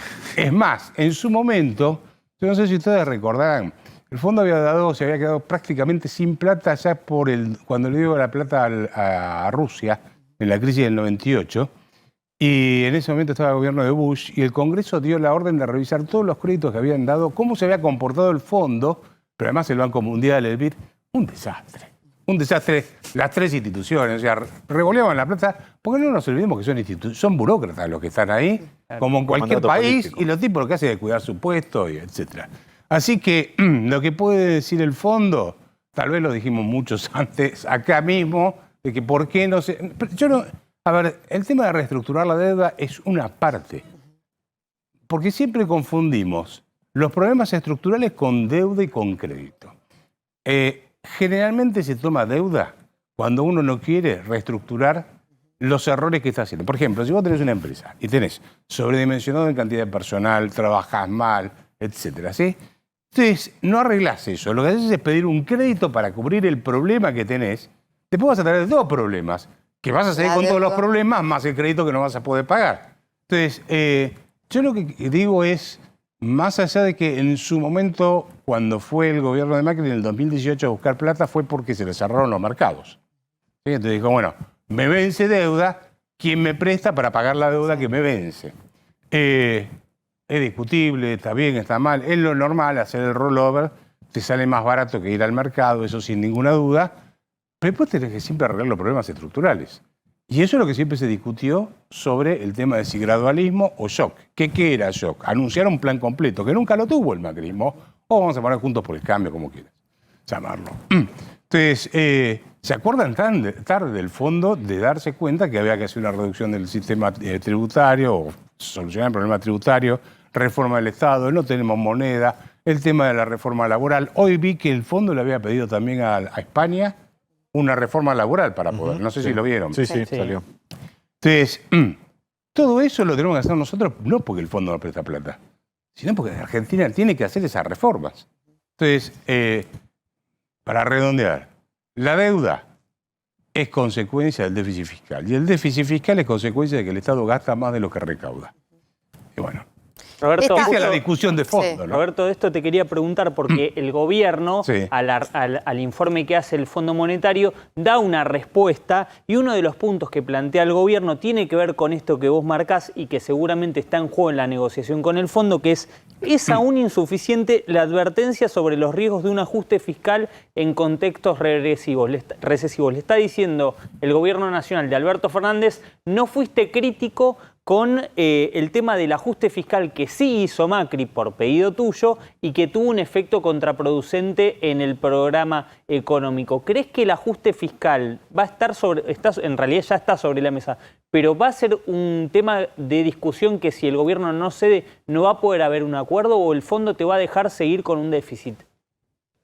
El fondo probablemente te diga, seguí y pagame cuando podés, porque Argentina, creo que del total de créditos que tiene otorgado el fondo, el 33% se lo dio a la Argentina. O sea, es el principal deudor. Sí. Igual el fondo no va a quebrar. Ahí en el fondo tenés tres posiciones. Tenés los técnicos, que son los que terminan los números. Después la tenés a, ¿cómo se llama? Georgieva. No sabemos muy bien, los cachetazos ahí adentro la tienen mal. Y después está la parte política. ¿Por qué es el fondo? Es un grupo de países que pone plata de los contribuyentes. Entonces es decisión política, ¿viste? O sea, los que más ponen dicen, a este te doy o no te doy. El fondo lo que está diciendo también en este documento es, este préstamo se otorgó por Donald Trump, ¿no? Entonces le está contando un poco. El fondo está diciendo, bueno, fue una decisión política y ahora no sabemos qué van a hacer políticamente. Claro. Tampoco estos se están esforzando mucho por ganarse la simpatía de que tiene más plata para que le pongan, vamos a ser sinceros, ¿no? En materia, digo, de política internacional. Claro, porque vos tenés que tomar eso en cuenta. Ahora... No, dale, pregunta. No, si este documento cambia algo la negociación que se está dando ahora en Argentina o no tiene nada que ver. No, yo te diría, mira, olvídate del fondo. Porque en realidad, aunque mañana el fondo nos diga, yo le voy a hacer una pregunta a ustedes al revés. Suponete que mañana vienen los del fondo, vienen ellos y dicen, no me pagues. Olvídate, cuando podés me tirás una moneda y si podés pagarme los intereses. ¿Vos pensás que alguien va a invertir en la Argentina? ¿Alguien hunde una inversión y contrata personal y demás en estas condiciones? Y depende, si podés girar dividendos, si podés... Con esta carga impositiva, ¿vos invertís? No. ¿Con esta legislación laboral invertís? ¿Con esta falta de moneda? Porque no tenemos moneda, tenemos una cosa que son para hacer transacciones de corto plazo, pero no tenemos moneda para hacer cálculos de largo plazo. Te estoy citando 2 o 3 cosas básicamente, ¿no es cierto? ¿Vos invertís en un mercado que tiene 46 millones de habitantes, de los cuales la mitad son pobres? Otra parte es indigente, otra parte está desocupada. ¿Sí? O sea, ¿qué inversión necesitas? Si le paso un plumero a las 2 máquinas que tengo ahí paradas y sigo. ¿Se entiende? O sea, te tenés que incorporar al mundo. Entonces, olvídate del fondo. Por más que el fondo te diga te perdono todo, Argentina no soluciona sus problemas. Porque los problemas son propios. ¿Cuál fue el último gobierno que tuvo un plan económico? ¿Y por qué? Imagino que vas a decir un gobierno de hace muchos años. ¿Y por qué crees que le cuesta tanto a los gobiernos tener un plan económico? A ver, en realidad hubo planes económicos que te pueden gustar o no, pero hubo. Al margen de eso, sí. O sea, no. Hubo un plan. Por ejemplo, un plan económico fue el plan austral. Década del 80. Ejemplo, ¿sí? A mí no me convencía, pero en su momento generó mucha confianza. Tal vez ustedes no saben porque son muy jóvenes, pero dio vuelta a las expectativas y le permitió a Alfonsín ganar las elecciones de medio término al poco tiempo. Otro plan fue no la convertida, porque la convertida fue una regla monetaria, fue todo lo que se hizo detrás de la convertida, que eran las privatizaciones, la desregulación, etc. ¿Te guste? No estoy discutiendo eso. Fue un plan. Fue un plan. De ahí en más, nunca tuviste un plan. ¿Por qué? ¿Por qué le cuesta a los gobiernos? Porque en realidad vos te estás encontrando con un problema que es cada vez mayor. Vos en la década del 80 tenías un gasto público entre la nación, las provincias y los municipios que representaban el 30% del Producto Bruto. Hoy representan el 48% del Producto Bruto, casi 18 puntos más. ¿Sí? Un montón. Entonces, eso significa cobrar muchos impuestos que la gente no puede pagar. ¿Qué hay dentro de ese gasto público? Metiste 3,5 millones, 3.700.000 de jubilados de golpe que no los podés sostener. Ya no podías sostener a los otros, metiste más. Tenés 25 millones de personas que todos los meses pasan por la ventanilla del Estado a buscar un cheque. Y en el sector privado tenés máximo 6 millones de personas que trabajan en blanco y sostienen a esas 25 millones de personas. Estoy dando algunos. Entonces, los tipos se quedan paralizados frente a eso. No hacen una propuesta de ir, bueno, mira, esto tenemos que transformarlo. Vos tenías 1,5 millones de empleados públicos entre nación, provincia y municipio y tenés 3,5 millones. Sí, entonces, nadie se anima a tocar nada de eso. Entonces, no hay plan. Lo que hacen es, ¿dónde saco plata para ver si puedo llegar a fin de mes? Pero no más que eso. No sé si... Ahora, para que haya un plan, entonces, esta utopía que parece Argentina de decir, bueno, que haya diálogo, que se junten las dos fuerzas principales para empezar a pensar un poco en la Argentina, no solamente en este gobierno, sino en el próximo gobierno, a quien le toque estar, ¿es imposible? Yo creo que son dos proyectos totalmente distintos, el del kirchnerismo y el de la oposición. Digamos, dos proyectos políticos diferentes. De todas maneras, yo te diría, ¿qué es lo que debería incluir un plan, a mi juicio? Y son 7 puntos básicos. Porque lo que yo pensé es, ¿qué es lo mínimo que tenés que hacer como para que esto arranque? Porque si no, seguimos en decadencia. Sí. Entonces mirás y decís, bueno, no tenemos moneda, tenemos que hacer una reforma monetaria. Después discutimos ¿Qué significa esto? Claro. Y claro, bueno, dolarizamos. Ahí nos peleamos, ya está. Ahí ya... No, bueno, pero tenés que definirlo. ¿Es la solución dolarizar para terminar con la inflación? No, a ver. Ninguna regla monetaria te soluciona los problemas estructurales. Por eso te voy a decir, primero tenés que pensar eso. Sin déficit. Tenés que, claro, si vos dolarizás, no tenés que tener déficit fiscal, porque ¿cómo no te financiás? Totalmente. Bueno, primer punto. Segundo punto, tenés que regular la economía, quitar controles. La gente está enloquecida con los controles. Tercer punto, tenés que hacer una reforma laboral para que se termine la industria del juicio, no para quitar las vacaciones pagas o ese tipo de cosas. ¿Viste? Hay toda una industria del juicio que te complica mucho y la gente no quiere contratar personal. Tenés que hacer una gran reforma del Estado, en el tamaño y en la calidad. Tenés que hacer una gran reforma impositiva. Tenés que incorporar la economía argentina al mundo, o sea, tenés que exportar. Cualquier país que vos mires en el mundo creció si se incorporó. Si se quedó atrás, ahí no tiene inversiones. Y tenés que transformar todos los planes sociales en trabajo. Son las 7 cosas básicas que yo... Claro, pero ahí entiendo por qué no hay plan, porque 5 son antipáticas, o sea, 4 o 5 nadie las va a querer hacer. Nadie quiere asumir el costo político y decir, mirá, esto no podemos seguir sosteniéndolo. O tenemos una larga decadencia o empezamos a trabajar en serio. Obviamente que reformar el Estado te va a llevar más tiempo. Obviamente que una reforma impositiva también. Pero lo que digo hay que empezar. Claro, anunciarlo, decir cuál es el camino, generar ese shock de confianza que pudo haber generado el Plan Austral. Y entonces podés entrar a caminar y empezar a traer inversión. Dicen que estas reformas se pueden hacer solo ante un piñón, como fue en su momento la hiperinflación durante la época de Alfonsín y después el primer año de Carlos Menem. ¿Se puede hacer en un contexto en el que están mal las cosas, pero todavía no llega a percibirse en la sociedad por completo la magnitud del problema? Y esa es una muy buena pregunta porque la Argentina tiene 2 posibilidades. O tiene un gran conflicto social que te lleva a hacer un cambio, conflicto social, económico, político, ¿sí? O ¿vieron el tema de la rana que la pusiste en el agua fría, la va calentando de a poco y se va durmiendo? Bueno, el argentino se va acostumbrando a eso. ¿Y sabés por qué creo que no hubo, por qué no hubo ese problema social grave todavía? Porque vos mirás los números que mirás todos los días y son tremendos. Tremendos. Sí. Para darte un ejemplo, en el mes de, digamos, los primeros 11 meses de este año, de enero a noviembre, el principal financiamiento del Tesoro fue la emisión monetaria. Claro. O sea, están emitiendo a la bestia. O sea, que la inflación se te va a disparar a cualquier lado. ¿Por qué no explotó? Tenés mucha gente trabajando en el mercado informal. O sea, la gente dijo, bueno, mira, no sé, yo tengo que... Me la rebusco. Entonces, vos ves por ahí los móviles alguna vez pasan por la televisión, Floresta o Flores. Sí. Ahí ¿dónde es? En Avellaneda, en la casa de Avellaneda. ¿Qué tenés? Los manteros. Claro. Le complica la vida el que tiene un alquiler, que paga, etcétera, pero el tipo trata de zafar. No sé si me explico. O sea, la Argentina tiene un gran mercado informal que es lo que hace que no haya estallado socialmente, a mi juicio. ¿Sí? Con esto no estoy diciendo que está fantástico que sea el mercado informal, porque tenés a la gente viviendo como puede, en última instancia. Sin ingresos. Pero tampoco, mirá, se hizo un trabajo... Siendo a las villas, nosotros decíamos villa miseria en mi época, no sé ahora cómo lo dicen, pero... Barrios populares. Barrios, sí, como quieras llamarlo. Y mucha gente quiere entrar al mercado formal. Pero cuando el tipo ve todos los trámites que tiene que hacer, los impuestos que tiene que pagar, etcétera, el sistema lo rechaza. El plomero que quiere entrar en el sistema formal es rechazado por el sistema impositivo. Y te voy a decir más. En principios del 2000 o poco antes, fines de los 90, me invita a almorzar uno de los directores el director de la FIP de ese momento.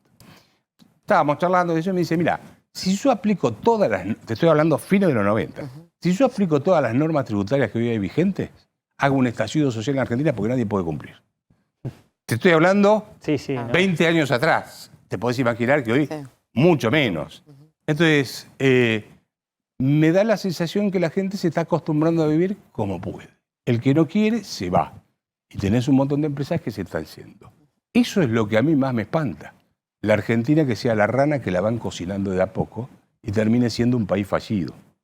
Te llevo a lo más inmediato. Empiezo la frase y la completás vos. ¿El 2022 va a ser un año económicamente? Muy complicado. Muy complicado, porque vos tenés el Banco Central que hoy ya pagó 1.855, casi 1.900 millones de dólares al fondo que tenía que pagarle. Cuando miras las reservas propias del Banco Central, está fuera de combate, no tiene, o sea, porque te computan cosas que no son del Banco Central, te tenés que sacarlas. Eso por un lado, tenés atrasadas las tarifas de los servicios públicos, que ese es otro debate que van a tener con el fondo. Vos mirás cómo aumentó el gasto público y uno de los rubros que más aumenta es lo que se llama subsidios económicos, que eso incluye darle subsidio a las empresas que generan energía y transporte público para mantener artificialmente barato el boleto de colectivo. ¿Cuánto está el boleto de colectivo? ¿El mínimo 20 y pico? 22. 22. Suponete que vos a la gente le decís, mira, te tengo que subir la tarifa, el tipo se está muriendo de hambre. Entonces ahí tenés un problema político, por eso quedan todos paralizados. Porque no arman un plan económico en conjunto, digamos, bien grande, y lo más difícil que va a ser es recuperar la confianza en la Argentina. Porque para que alguien venga e invierta en la Argentina, después de todo lo que pasó, ¿sabés lo que va a...? O sea... Ahora, Roberto, esta recuperación económica de la que habla el gobierno, que muestra los índices de desempleo también bajando y demás, ¿no la vamos a ver? A ver, si yo te comparo con el quinto subsuelo, porque obviamente voy a estar mejor, ¿viste? Es una trampa estadística. Sí, porque los números de desempleo ayer dieron mejor incluso que el 2017, o sea, pero no llega, también el trabajo es aún más informal que antes. Sí, sin embargo, vos tenés más empleo, pero tenés más pobreza, con lo cual quiere decir que tenés más empleo formal, pero peor pago. ¿Se entiende? O sea, sí, si con te aumentó inflación, la pobreza, además, claro, con 50% de inflación. Entonces, mirás cómo aumenta los salarios y cómo aumenta la tasa de inflación, y ojo, una tasa de inflación que también es mentirosa, porque tenés la tarifa de los servicios públicos pisada. Tenés el tipo de cambio que es bastante pisado. Y el 2,5 que dio en el mes de noviembre tiene una trampa estadística que solo los aburridos economistas podemos decirlo. ¿Cuál es? Porque leemos parte del... Que lo que hicieron fue meter más productos cuidados dentro del índice de precios. O sea, vos mirabas el mes de, septiembre, octubre y noviembre. Septiembre representaron el 4% precios cuidados, del total de los precios relevados, que son 90.000 en total, que releva el INDEC por mes. En octubre fue 7% y en noviembre fue el 13,7%. Se triplicó en 3 meses, claro. Metiste, o sea, que los tipos te diciendo, mirá, para mí el precio es el precio cuidado. Después si no hay o no hay naranjas, ese precio, o la como en la naranja, no me importa. Te pongo este precio. Entonces, claro, como habían retrotrajeron los precios a 1 de octubre y metiste más, y después lo congelaron y los metiste en el índice de precios de noviembre, te dio más bajo. Ahora, ¿es verdad o no es verdad? Claro. Ahora, Roberto, hablabas del tipo de cambio del dólar. Hoy cerró creo que 200,50 el blue, me parece, el paralelo. El blue, 200,50 centavos. Sí, exacto. 200,50. Hablaste de la emisión muy alta que hubo este año. ¿Cuánto impacto y cuándo se va a ver ese impacto de esa emisión en el precio del dólar? Probablemente en el verano. En el verano. Probablemente en el verano. Ahora tenés más, la gente necesita más peso porque tiene que pagar los aguinaldos, ¿viste? Los regalos navideños. Toda esa cosa. Las vacaciones. Claro, cuando pasa ese periodo...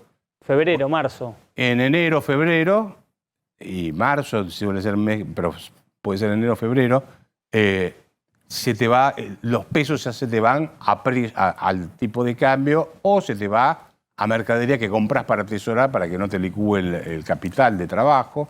O sea, compro insumos y los guardo, ¿viste? Porque si no me quedo con los pesos en la caja y después no compro nada. Entonces lo podés tener... No sé, estoy tratando de contestar a tu pregunta de cuánto puede ser, ¿viste?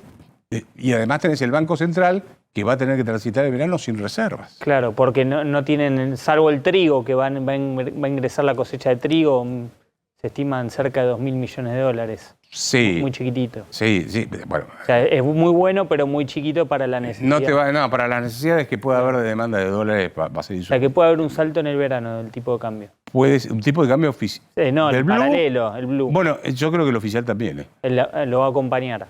Y no va a acompañar al blue, pero lo que es probable es que empiecen a acelerar la tasa de devaluación del tipo de cambio, o sea, aumentar el tipo de cambio oficial. Claro, para reducir la brecha. No, pero que además generar ese estímulo para poder exportar, entonces no te entran dólares en estas condiciones. ¿Sí? Entonces, vas a tener que empezar a moverlo. Lo pisaron durante 7 meses para llegar a las elecciones. ¿Ves que hay una decisión? O sea, cuando uno piensa en la economía, ¿ves por las medidas que toman y demás si gobierna Alberto, si gobierna Cristina, si en realidad ninguno de los dos porque van atajando todo lo que va sucediendo? Yo creo que se neutralizan entre los dos, pues no se ponen de acuerdo, supongo, imagino. Vos fíjate que Guzmán prácticamente está desdibujado. Desdibujado como ministro de Economía, lo que tradicionalmente se conocía como un ministro de Economía en la Argentina, y más en condiciones de estas características. Es un gobierno que no tiene un plan económico, tiene un proyecto político, pero no tiene un plan económico. Y la ausencia de ese plan económico te lleva a que un día Culfas te dice una cosa, otro día te dice Feletti otra cosa, y Guzmán ve si puede negociar con el fondo. Se quedó prácticamente como el cajero que va y trata de negociar la deuda que tiene la empresa a fin de mes. Pero no lo ves como ministro de Economía encarando un plan económico. No lo tenés eso. No lo tenés por ningún lado porque está todo disperso. ¿Pero eso no lo tenés por el equipo económico o no lo tenés por las cabezas políticas del gobierno? Por las cabezas políticas del gobierno. En última instancia, el que decide el rumbo y busca a sus colaboradores es el presidente de la nación. Te voy a dar un ejemplo. Te guste o no, no importa, Menem, tipo se iba, te decía, mira, vas vos, me arreglás este problema y se iba a jugar al golf después, Y vos tenías que arreglar el problema. Y el norte es este, vas para allá. No estoy discutiendo si me gusta bueno o mal, pero un ejemplo de conducción. Claro. Y al punto tal que el mismo Cavallo, vos fijate que con Menem pudo hacer un montón de cosas, con De la Rúa, que no tenía poder político, no llegó ni a la esquina. Claro. ¿Sí? La misma persona. Ahora, y el ingreso de una figura en el gabinete, en este gabinete, ¿no puede cambiar no puede reordenar, me explico, una figura, por ejemplo, como Martín Redrado, que ingrese como ministro de Economía, ¿no puede cambiar la dinámica política? No lo ves. No, porque un ministro de Economía no es la solución. El ministro de Economía funciona si tenés respaldo político. Tenés que terminar. Primero tenés que tener un ministro de Economía que genere mucha confianza, con un equipo económico y con un plan muy consistente. Ese plan tiene que ir al hueso del problema para salir adelante. ¿Estamos de acuerdo? Muy bien. Sí. Para eso necesitas respaldo político. Bueno, muy bien. Yo al querido amigo Martín Redrado le diría, mira, ni se te ocurra sentarse en la silla eléctrica en estas condiciones. Pero él quiere, Él quiere. Sí, bueno, a todos les gusta. Pero él está ahí listo esperando. Eso de sentarse en la silla eléctrica, no sé si quiere ir que vaya. Pero que no crea. Salvo que la llave se la dé Cristina. Mira, fíjate, y vuelvo sobre el ejemplo. Acordate, Cavallo pensó que él con su sola presencia cambiaba, te estoy hablando del 2001, Claro. Él cambiaba todo y no pudo cambiar. Porque el sistema económico es mucho más complejo. No es decir, toco la tarifa de los servicios públicos, arreglo con el fondo y no sé qué otra cosa más. Es tener un orden institucional, reglas de juego permanente, previsibilidad en lo que va a pasar para que la gente pueda tomar decisiones. Y a eso no debería incorporarse también la oposición, porque algo así no dura 2 años ni se hace en 2 años, requiere muchos años. Sí, lo que pasa es que hay que ver, primero, la oposición yo tampoco le conozco el plan económico. No. ¿Sí? Yo no lo conozco. Bueno, la oposición no la tenés que tener tampoco. Podés tener ideas, pero un plan económico... No, pero podés estar marcando un rumbo, un norte. O sea, no sé si... Estoy de acuerdo con vos que no es el que tiene que venir con el papel y decir, esto es lo que hay que hacer. Pero el gobierno de Macri... No mostrar las cartas antes de jugar, obviamente. ¿El gobierno de Macri lo tuvo? No, el gobierno de Macri no tuvo un plan económico tampoco. De entrada no lo tuvo. Era el gradualismo, que no sabía nadie quién era, Y te voy a decir más, con todo el respeto que me pueden merecer quienes ocuparon el Ministerio de Economía, vos mirabas a un ministro hablando por televisión y te decía, bueno, porque el déficit primario va a ser de tantos puntos de producto del financiero. Vos cuando hablás por televisión tenés que hablarle a Pitía para que entienda. No, me estás hablando a mí. Y somos 10 tipos los que te estamos entendiendo. Y vos tenés que convencer al conjunto de la sociedad de lo que está pasando. Entonces se la pasaban hablando, sí, porque la meta inflacionaria vamos a hacer política monetaria de este tipo. La gente no entiende eso ni tiene por qué entenderlo. Tenés que ser casi un didacta cuando te sentás como ministro de Economía para que la gente pueda entender qué es lo que vas a hacer y por qué lo vas a hacer. Roberto, en el gobierno dicen, la Argentina para estabilizarse primero tiene que crecer. Macri decía, primero tiene que estabilizarse, tiene que ajustar las cuentas y después crecer. ¿Cuál es la receta? ¿Qué tiene que hacer la Argentina? No, vos no podés crecer si tenés inflación y imprevisibilidad en las reglas de juego, obviamente. Vos tenés que hacer, para crecer, se crece solo con inversión, el primer punto, ¿sí? Ahora, la inversión, alguien que venga y te diga, mira, pongo una fábrica, acá hay contrato personal, no es solo, tenés que decirle, mira, esta es la carga impositiva. Entonces yo ahí te digo, suponete que vos tenés plata. Sí. Y decís, che, ¿invierto en la Argentina? Sí, podés invertir. ¿Y cuánto voy a pagar de impuestos? Suponete 35% de ganancia. Y si voy a Irlanda, ¿cuánto pago? 12,5. Te vas allá. Entonces, vos no podés crecer con esta carga tributaria. Y al mismo tiempo, para poder bajar la carga tributaria, tenés que empezar a trabajar por el lado del gasto público, porque si no, quedás desfinanciado.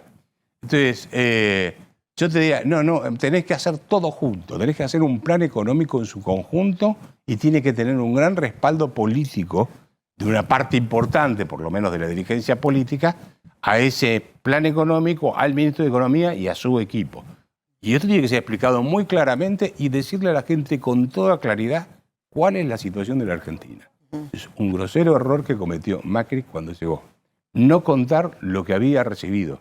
Pues si vos no contás, pero habló de la pesada herencia, mirá que la pesada herencia la usaron. Ahora dicen, pero Macri usó la pesada herencia en la campaña y los 4 años. Pero él recomendó, dijo, bueno, mandó a leer El Estado del Estado, no sé si ustedes se acuerdan que era un PDF de 200 páginas. No, que lo leí yo, el tipo aburrido que soy. Claro, ¿viste? Pero todo no lo leí. Alguno de ustedes lo leyó. Tampoco valía la pena leerlo porque no te agregaba nada de lo que ya conocía, ¿viste? O sea, vos tenés que decirle a la gente en qué situación encontraste el país, pero no porque me estoy vengando, sino porque es función del presidente de dar el estado de la nación. Ese es el sentido de por qué tenés que informar. Este es el estado de la nación.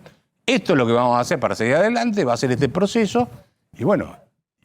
Roberto, y avanzás. Última pregunta te hago. Tiene que ver con Javier Milei, con José Luis Espert. Las ideas que ellos impulsan, pregonan en lo económico, ¿son practicables en esta Argentina? Mirá, a ver, no me senté a hablar con ellos cuáles son las ideas que tienen. Bueno, quieren pero hacer. los escuchás, están más en televisión que muchos otros. Sí, bueno, yo soy liberal también. Por eso. Pero, bueno, tengo varias diferencias. Por ejemplo, vos no podés decir, y voy a poner una bomba al Banco Central. Sí, claro, que no haya Banco Central, como dice Milei.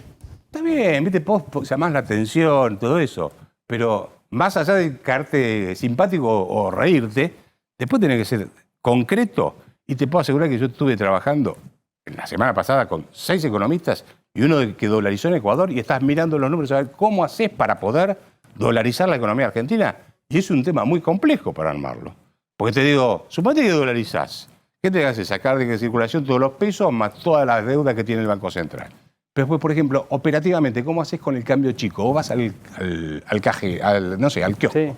Sí, o sea, tenés que pensar muchas cosas que no son tirar así, ¿viste? Entonces, por eso yo te diría, en líneas generales, si vos me decís, si ellos me presentasen un plan completo, te digo, bueno, lo analizamos. Ahora, si me decís, qué sé yo, no sé, yo soy más moral que vos, o vos sos un inmoral, yo soy el tipo moral, o el Banco Central hay que dinamitarlo, no me estás diciendo ningún plan económico.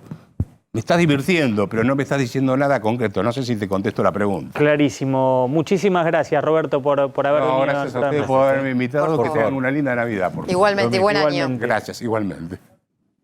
Bueno, vamos a volver a hablar de la situación por el coronavirus en la Argentina. Al comienzo de la pandemia en este programa al comienzo de este año hablábamos mucho con los médicos, con los directores de hospitales. Después bajó la curva, pasaron los casos, llegó la vacunación y la situación del sistema sanitario se relajó. Pero en esta situación nos interesa volver a escuchar la opinión de los médicos. Estamos en contacto con el director del Hospital Fernández, con el doctor Ignacio Previliano. ¿Cómo le va, doctor? Buenas noches. ¿Qué tal? ¿Cómo les va? ¿Cómo están? Doctor, nosotros repasamos a lo largo del programa los datos de estos últimos días de la situación del coronavirus en la Argentina y vimos que la ocupación en terapia intensiva se mantiene estable en estas últimas semanas. ¿Cuál es la evaluación que ustedes están haciendo de esta nueva situación con el aumento de casos que se está viviendo en el país y sobre todo nuevamente con el epicentro en la zona del AMBA?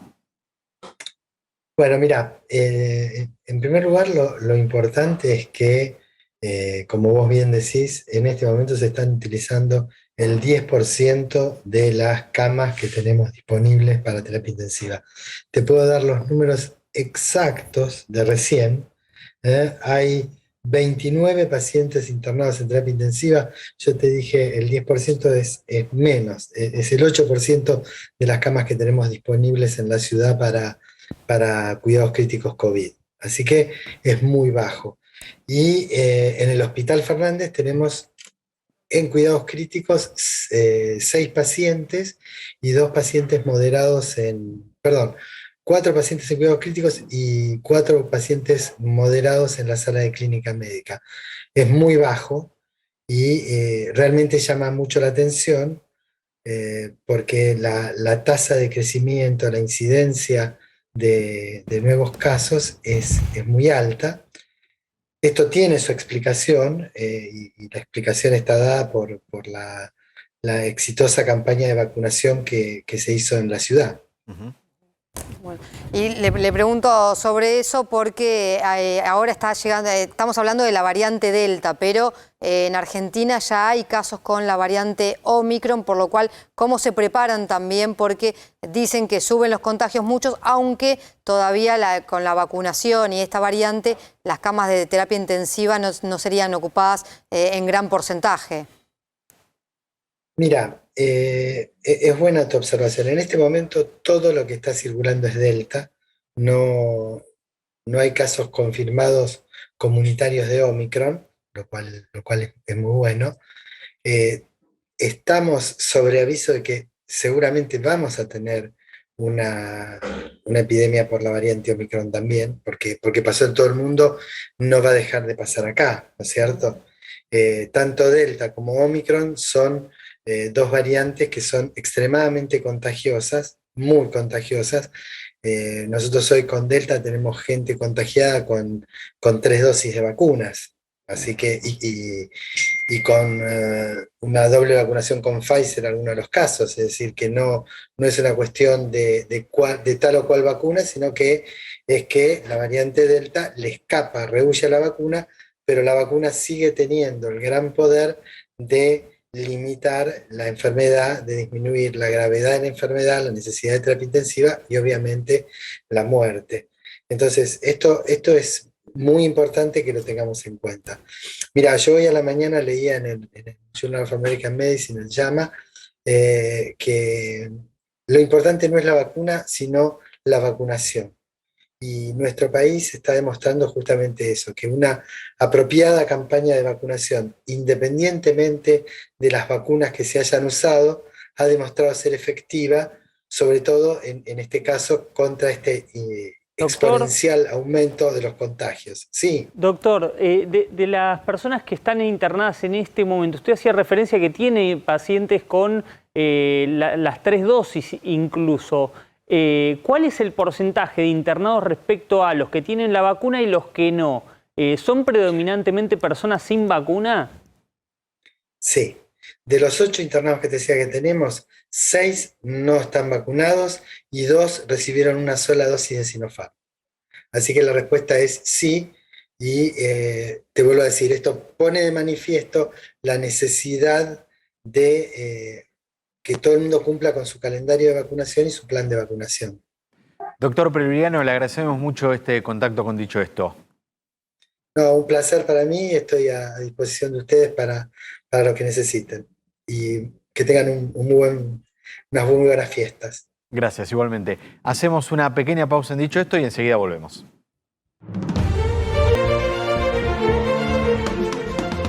Esta es la agenda de actividades para el próximo fin de semana en la ciudad de Buenos Aires. La Reserva Ecológica de Costanera Sur es el pulmón más grande de la ciudad y el mayor proveedor de salud ambiental.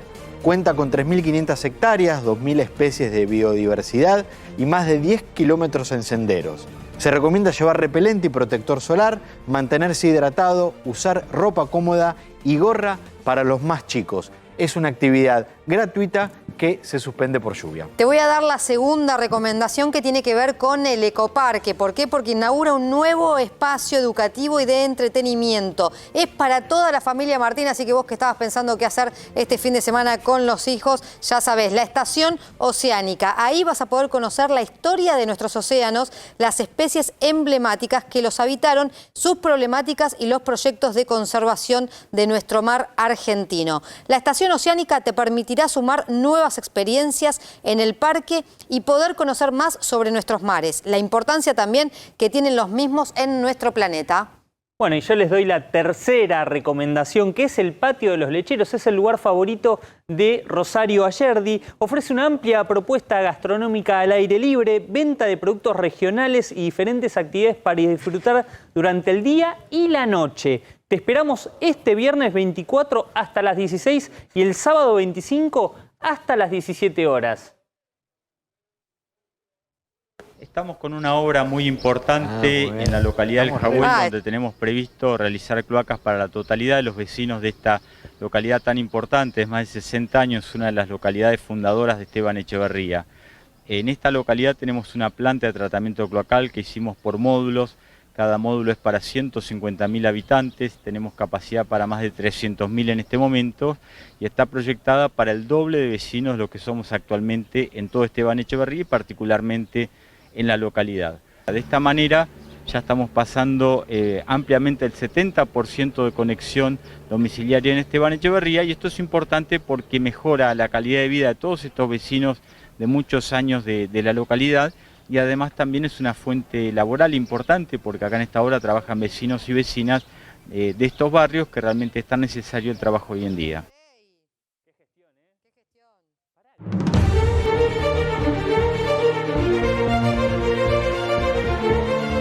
Seguimos en Dicho Esto y vamos a hablar un poco de las reelecciones indefinidas de los intendentes, este tema que viene ocupando buena parte de la agenda política de los últimos meses. Hoy se conoció un comunicado de un grupo de legisladores, de diputados provinciales del PRO que se nuclean detrás de María Eugenia Vidal, entre ellos está Cristian Ritondo, Alex Campbell y otros dirigentes que tienen poder en la legislatura bonaerense, que plantean un no rotundo a las reelecciones indefinidas. Es un mensaje para el Frente de Todos, para ese sector que impulsaba un proyecto para cambiar la ley que se votó durante la gestión de María Eugenia Vidal, en conjunto, en acuerdo con diputados de Sergio Massa.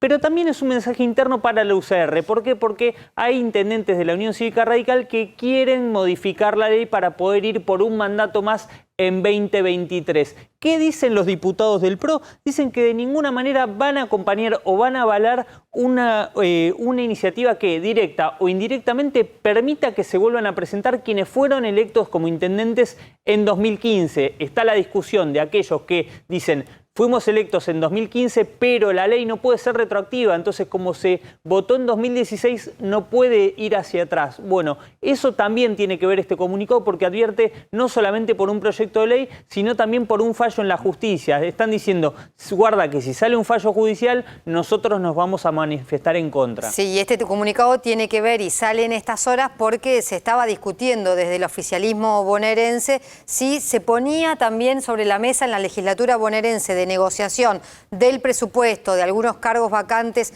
en distintas entidades, también la reelección de los intendentes. Pensando sobre todo esto, Nacho, esos jefes comunales radicales del interior que no se pudieron acomodar, como los del oficialismo, no se pudieron acomodar dentro del gabinete porque obviamente no responden al oficialismo y tampoco tienen vínculo con Horacio Rodríguez Larreta en la ciudad como para entrar allí. Por eso me parece importante esta advertencia también interna. Y si hay una discusión política, por supuesto hay una causa judicial, que de hecho ya hubo un primer fallo a favor de una concejal del Frente de Todos del Partido de Malvinas Argentinas, en donde un juez le permitió que la reelección indefinida no se aplique en su caso. Pero ¿qué fue lo que ocurrió en los últimos días? La Fiscalía de Estado de la Provincia de Buenos Aires apeló esta decisión. Lo que está pidiendo la Fiscalía de Estado es que se revoque esa decisión, que la Cámara de San Martín vuelva de marcha atrás con el fallo, porque entiende que la ley se debe aplicar tal cual como está, sin esta discusión respecto de la retroactividad o no, porque lo que se discute en el fondo y lo que se va a tener que resolver en algún momento es si la ley que limitó la reelección indefinida es constitucional o no es constitucional. De hecho, con esto que contabas, Nacho, hay una gran apuesta también a qué es lo que puede llegar a pasar en la justicia y hasta dónde judicialmente puede llegar a escalar esto. Y lo último que planteamos en la placa, yo estaría atento a las próximas horas, inclusive yo sí, diría las próximas horas más que los próximos días, si no va a haber un nuevo fallo, si no va a haber otro fallo similar que también le dé la razón a algún otro funcionario público, algún otro concejal, algún otro intendente que también fue a la justicia y reclamó que no se le aplique la ley que limita las reelecciones indefinidas. Bueno, nosotros nos vamos, ustedes se quedan con Romina Mangel y luego con Babi Echecopar.